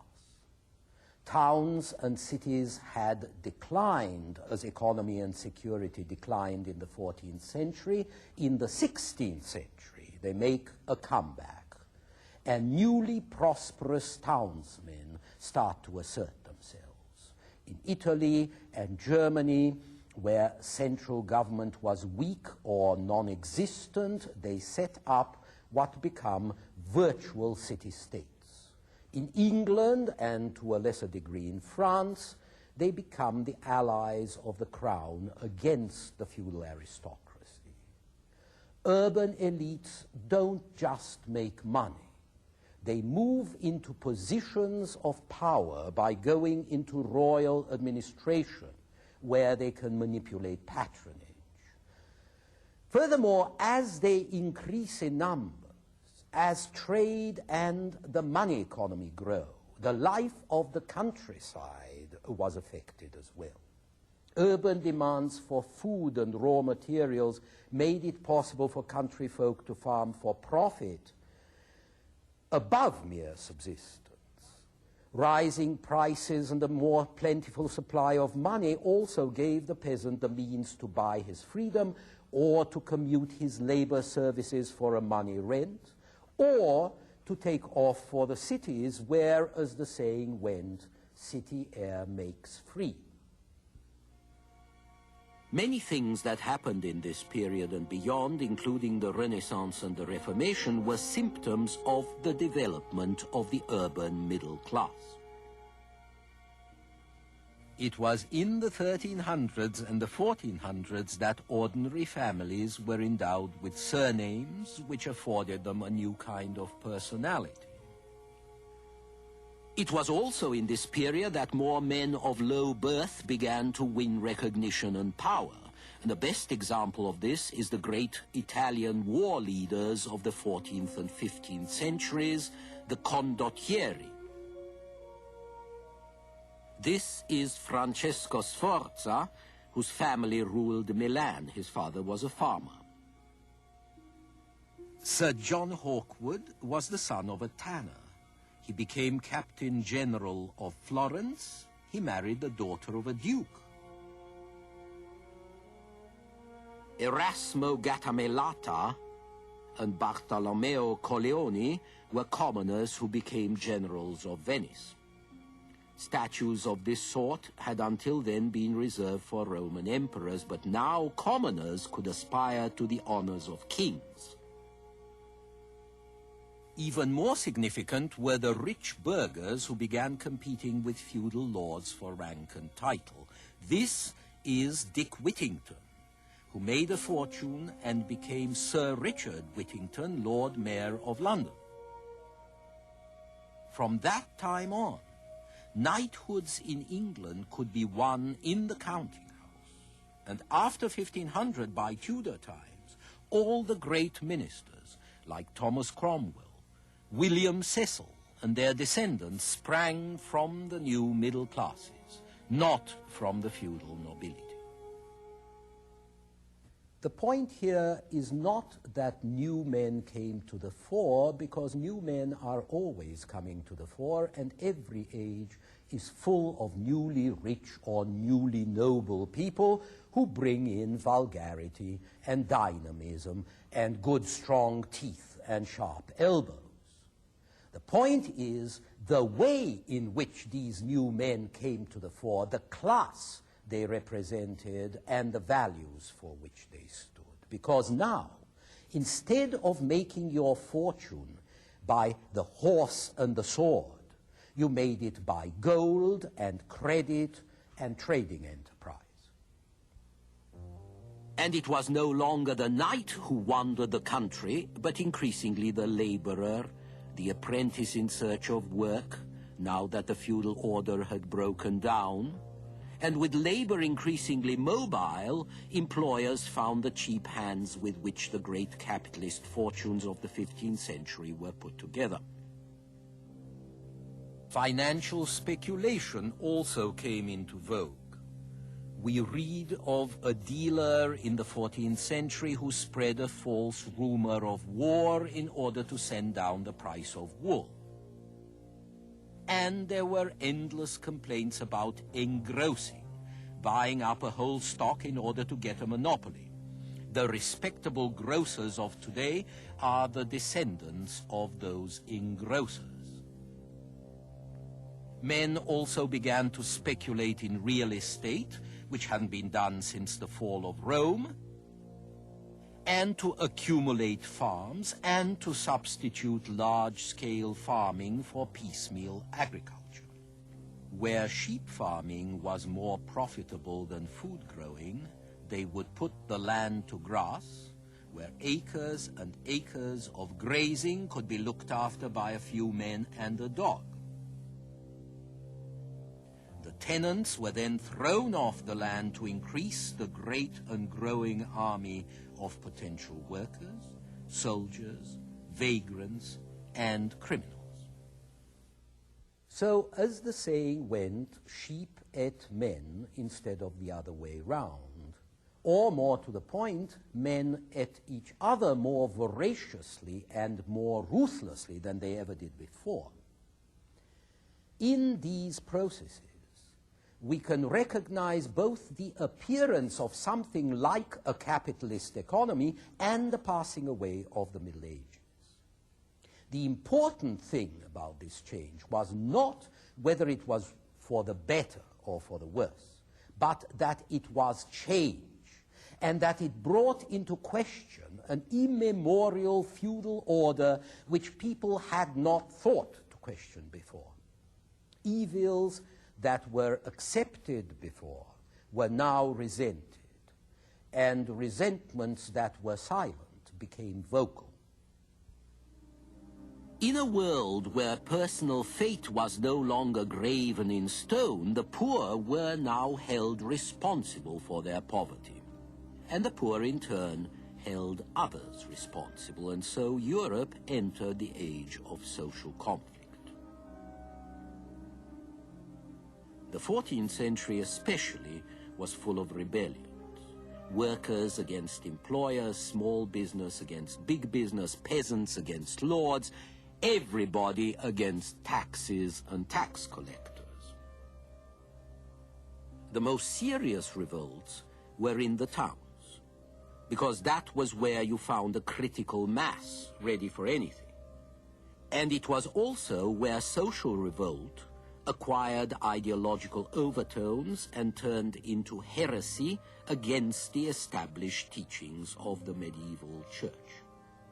Rebellion was bad enough, but heresy was worse. Unfortunately, the right to expression in Europe was recognized less often than the right to repression. So heresy was often fatal for the heretics, especially when it took the form of a revolt of the poor against authority. To cope with heresy, as well as with poverty, the Church responded by founding new monastic orders, notably the Franciscans, who took the side of the poor, and the Dominicans, who very quickly took the side against the poor. St. Francis, who lived from 1182 to 1226, was the founder of the Franciscan order. The son of a rich Italian merchant, Francis was something of a playboy in his youth, and when he got religion, his preaching reflected this. It was full of chivalric notions right out of the troubadours. He wooed my lady poverty. He made friends with the animals as if he lived in a fairy tale. His tone was good-humored and popular, and so were his followers. The founder of the Dominicans was Saint Dominic, who lived from 1170 to 1221. He was a Castilian nobleman, much more sober and austere than Francis, and not playful at all. He was interested in education and spiritual conformity and intellectual conformity. In the 13th century, when inquisitors were appointed to investigate heresy and stamp it out, most of the inquisitors were Dominicans. A Florentine Dominican named Savonarola was probably the most typical successor of Saint Dominic in spirit. In 1494, he established a puritanical theocracy in Florence, and he ended up burnt at the stake 4 years later by the very people who had cheered him on. Perhaps the greatest Dominican, however, was one of the most atypical, Aquinas, St. Thomas Aquinas, who died in 1274. Aquinas was less a preacher and more a philosopher who reconciled reason and faith. According to Aquinas, our understanding of God's will did not depend on some miraculous revelation. Rather, God made man reasonable so that he could analyze and handle nature. God also made man free so he could operate within nature and within secular society to the greater glory of God. You can see how well this fitted an age that was still deeply religious, but one in which men were beginning to take their fate into their own hands. But this age was also the age of strife between Pope and Emperor, between religious and secular power. And ironically, it was Aquinas, the great Catholic theologian, who provided a solid intellectual foundation for a state that was secular and rational, where princes administered a justice that was not purely arbitrary, but based on logical, predictable, codified procedures, as in the Roman law that the 12th century was rediscovering in the new universities. Aquinas laid down as a principle that human right was not destroyed by divine right. The Pope was God's vicar on earth, and the Church was preeminent in spiritual matters, but in matters of civil good, It was better to obey secular power than spiritual power. And furthermore, law and justice, which Aquinas saw as part of the reason of God, were accessible to us simply by using our own human reason. And this in turn meant that law and justice were accessible to all reasoning men, whether Christian or pagan. If you want to press the argument, the light of reason did not depend on the church. It shined over all humanity, and all humanity was part of the same community. Now, today, we tend to see this as a cliché, but this community of man was potentially a very subversive thought in an age of rigid social distinctions, as we shall see in our next program.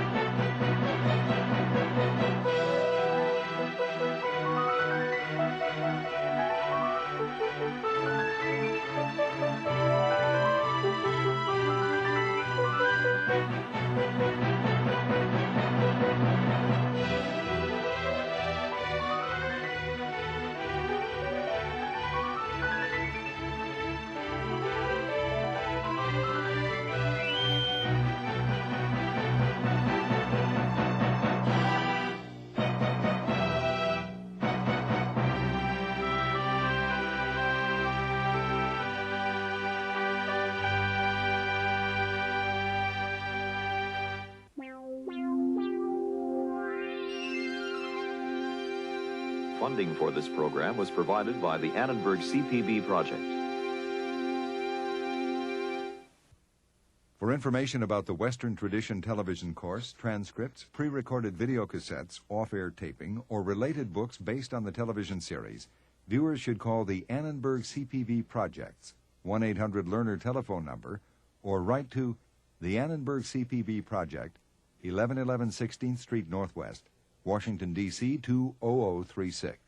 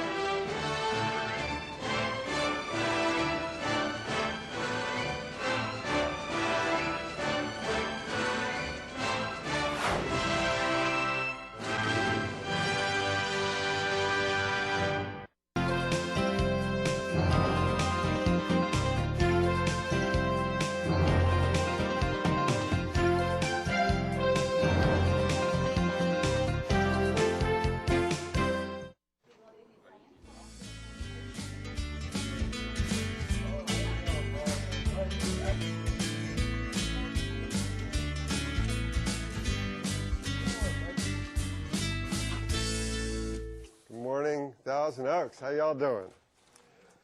Now, I'm a little curious. This is something I do. I'm a professional environmental educator.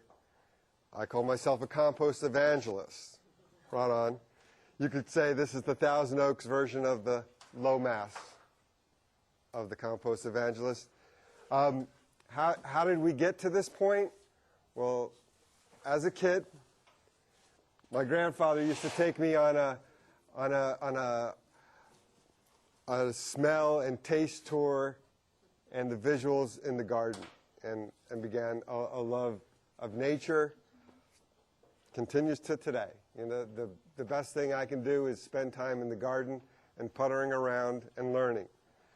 Thomas Jefferson said when he was old, "I am an old man but a young gardener."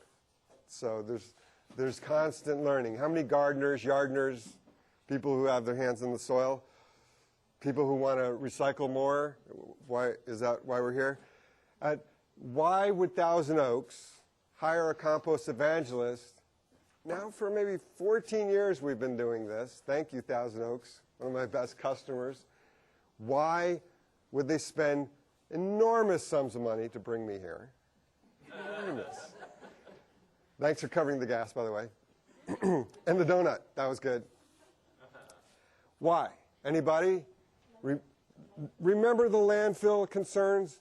Way back when, before internet, in 1990, California said, you know, that canyon land, people get upset when we call it landfill land. The nerve. And we started to think, you know, there may be a limit to the away aspect. You can't just put it in a truck and send it away. And if you do, it's going to cost a lot of money, and it's a ticking time bomb to the aquifer and to the environment. Between methane and groundwater pollution, this is something we might want to nip in the bud. And around 1989, there was some legislation passed that said, you know, California, with all that we see coming down the pike, what we want you to do as cities is cut your trash by 25% in the next 5 years. And people are like, be realistic. And in half by the year 2000. How do you think we did so far? Good guess. Amazingly good. Which just shows you how much room we had to work with. People said, yes, we're going to recycle. Yes, we're going to buy things that don't turn into trash right away. And yes, we're going to go up in the hierarchy of what we call materials management. Reduce, reuse, and recycle. And what reduce means is not create anything in the first place that becomes a management issue. Is to keep it off the curb, to take it right out of the handling equation. How many of those items that I'm recycling don't even have to be there? This is almost like blasphemy in recycling circles, but recycling isn't that good. You have perfectly good bottles and cans. What's wrong with them? They're empty, right? Do they really need to be collected by these diesel trucks? Sometimes some alternatively flex-fueled, but generally stinky, loud trucks, too early in the morning, let's be clear. And they collect them, and then they bring them, and then they process them, and they sort them, and they bale them, and then they take more trucks, and they ship them to Asia, and they ship them all over, and then they put energy in, and they grind them up. And do they turn into something far more better than they ever were? No, they usually get downcycled into something a little less, you know, necessary, like a bumper strip for a landscape, or sometimes the same item. If we're lucky, the same item. Aluminum turns into cans again, or aircraft. Aluminum is one of the most easily recyclable at the same level. And that's why it costs $2,000 a ton and up. But the value of plastics, virtually negligible, about a push, just about the same as what it would cost to put in a hole in the ground. So what do? We've developed some legislation to create redemption value. when the plastic goes through the material stream, in order to power that economically, there's some upfront user costs, right? And that gets back to the user or whoever is recycling it as a result, right? So what we want to do in this workshop in particular is to say, thanks for recycling, thanks for doing what you can, but let's go to the top of the pyramid and really get the biggest bang for the buck, which means keeping it off the curb. And not only that, I mean, folks, some people may be here thinking, I want to save $15 by moving from a big trash can down to a smaller one, and that's great. But what you'll also be doing is enormous other benefits that won't immediately show up on the balance sheet. You're going to be saving all the energy from the collection. You're going to be reducing the amount of materials that go into the landfill and create effectively a witch's brew of toxins. You know, there's hazardous materials Roundup on a regular basis, and it technically is illegal to put a wide array of materials in our trash. But when hazardous materials Roundup is maybe once a month, or it's across the town for the drop-off for motor oils and pesticides and paints and stuff, you think people religiously segregate that and bring it to the thing? Good guess. You know people. And where does that go? Yeah, or the big hole in the ground. So otherwise, all right, hole in the ground, heck, it's lined even in the newer ones. And when we add this ingredient of organics, our friends, the greens and browns, what happens? Does it turn into a garden? No. It goes through a kind of decomposition called anaerobic because it doesn't have airflow into it. But compost happens in any conditions. There's every kind of compost you can think of. Every kind of compost process. We'll go into why that is. But what it does is it also creates this little liquid, this kind of acidic liquid that trickles through like this devil's coffee maker, and it trickles through and it touches the nail polish remover and the cleaners and the solvents and the pesticides, and it trickles through, and that stuff, it's pretty gnarly. They kind of collect it at the bottom, but do you think there's ever holes in liners? Do you think there's maybe a few unlined landfills out there? This is what's going on an inexorable pathway to the groundwater. It's our little gift to the future. At any rate, you know, we're just here as stewards, ideally earth stewards, keeping this place as good, if not better than we found it. And by keeping this material out of the landfill, by managing it ourselves, not only are we avoiding this kind of horrific scenario, we're also making something that's enriching our landscapes, is reducing our water use, reducing our energy use, and generally making it more fertile and productive. So that's a pretty good deal all around. So why is the compost evangelist here today to share these ideas with you?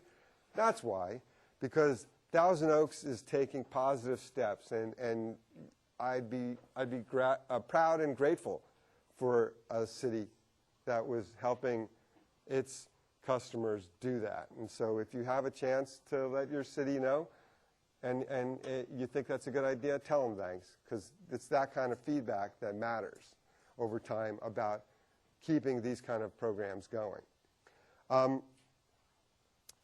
What we're going to talk about today is handling your organics. We're going to identify what are organics in our home environment, in our landscape.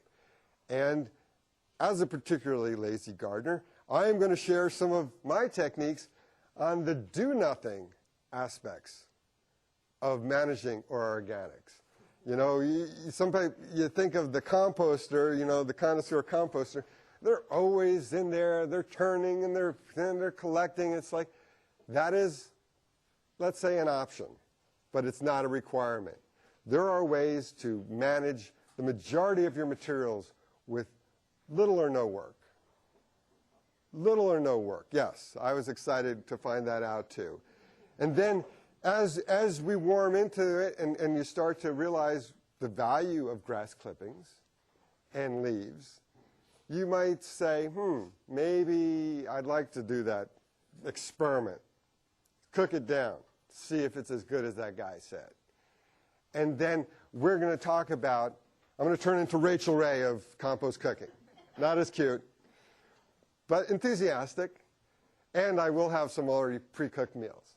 And so we'll do the cooking portion of the show and then talk to a little more of the finer points about composting. We're going to cover more of the advanced aspects this afternoon. And this is what we're going to talk about first. The obsession with lawns. As you know, grass is a non-native item around here. We're in a semi-arid area. Why is everything green? And where does that water come from? Far away. Far away. Not much of this area is self-reliant or locally provided. And a lot of the water that's used on landscapes is drinking water. It's drinking quality water. The number one electricity used in California, what do you think it's for?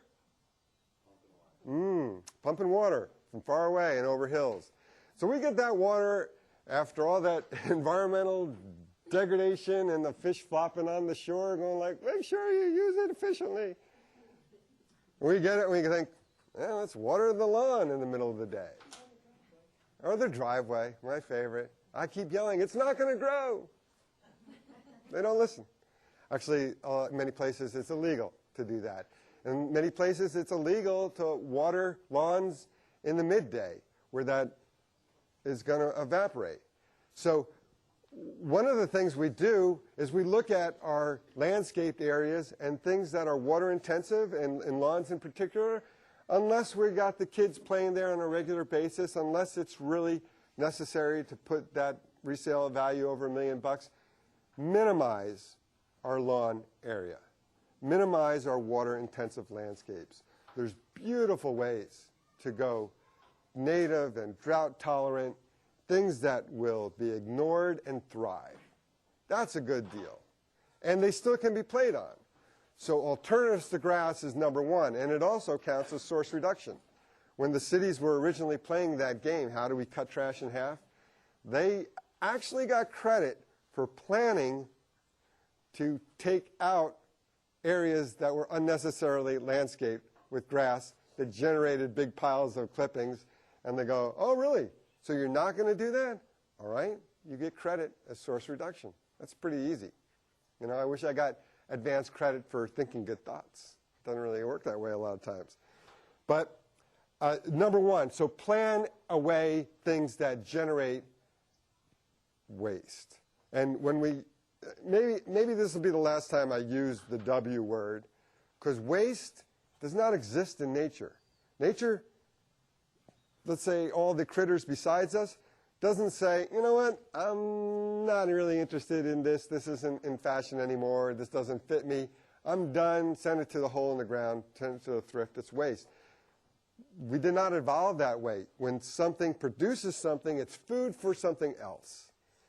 And really, waste in that sense, in the human sense, waste is a verb. Waste is something we say, you know what, I don't really have that much creativity. I'm going to waste that. But it, in and of itself, is not a waste. And so when we throw things away like that, it's not green waste. It's not yard waste. It's unused organic resources that are wasted. So how do we not waste them?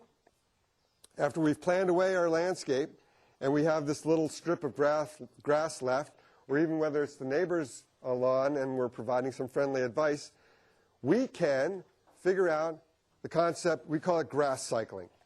Imagine this lawn, here's the blades of grass.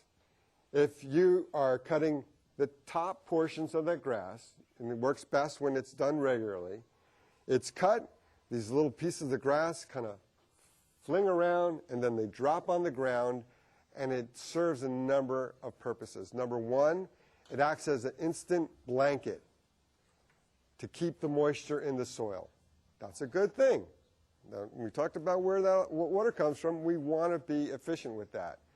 Number two, it smothers the things that we put biocides on the grass to prevent. It keeps the weeds down. You know, so broadleaf weeds and other things that are considered unsightly, that'll minimize that. And then as it gets older, it kind of crinkles up, and the constituents of it, you know, most of it is water, but the carbon and hydrogen that's left over becomes food for the FBI. By the way, you're all deputized in the FBI today. And the FBI that I'm talking about is the one that really controls everything. Anyone? Fungus, bacteria, and insects. These are the folks in charge. 1/10 of what we say is human is actually us.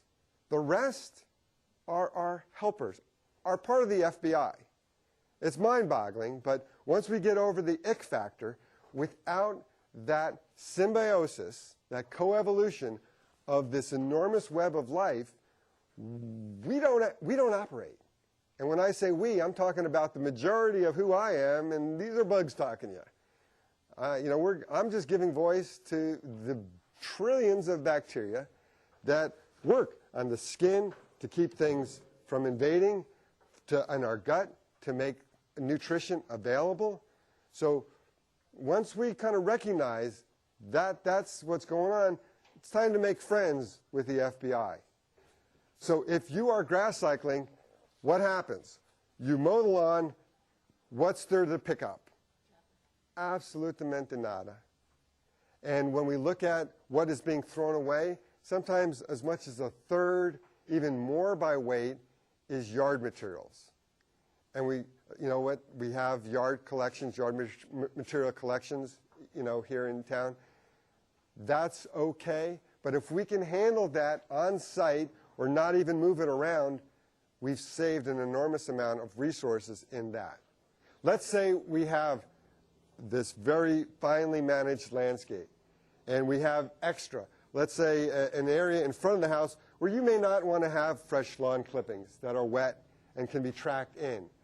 What are we going to do with those? Well, these are green gold, to borrow a Huell Hauser, right? This is green gold, golly gee. There are so many uses for this material, you know. There's a number of things you can do. One is mulch.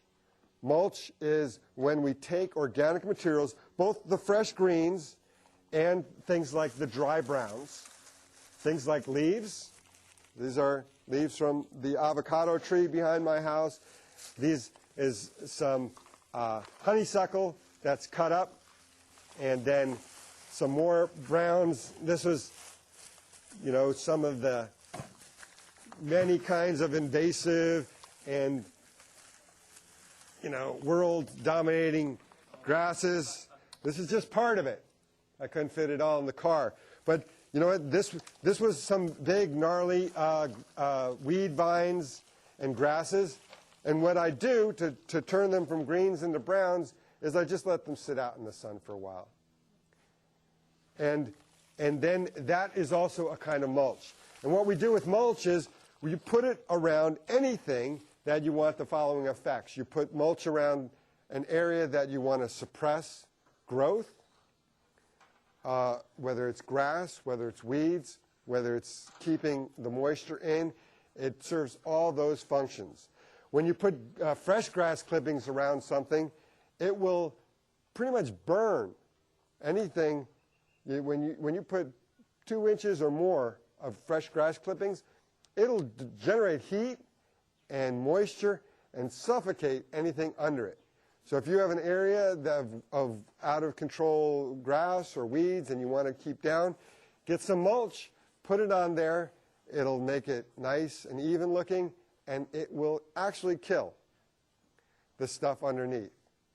And the important thing is keep a space on, if you're doing around trees, for tree wells, fruit trees and the like, keep a space between your mulch and your tree trunks and your plant stems, because it will burn them, and it will also provide a habitat for big bugs, little bugs, the FBI, and they'll be cruising along, eating, saying, nice spread. Who put out this buffet? Looks like some T.O. breakfast spread. Nice job, by the way. And they'll just keep eating, and they'll go right into the target plant. They don't really make a lot of distinctions. It's all food to them. So that's grass cycling. That's mulching. We can also mulch with the dry materials. You know, everybody has foundation plants and tree wells and backyards and hillsides that if you don't want to have to maintain them and manage them on a regular basis, keep putting mulch on there. And as you keep putting mulch on there, and now I guess it's time to talk about the magic formulas. I climbed the highest landfill I could get to, and up to the top, and I asked for a sign. It was nothing really, but I moved some newspapers away, and there was the tablets. And it told me I needed to be a compost evangelist. And here it is. It's an easy color-coded thing. It's easy enough for adults to understand. Right, little dude? It's the following color combinations. Browns and greens with the magic ingredient of, and the FBI. FBI are omnipresent, but good guess, equals compost. Compost happens inevitably, whether we help it or not.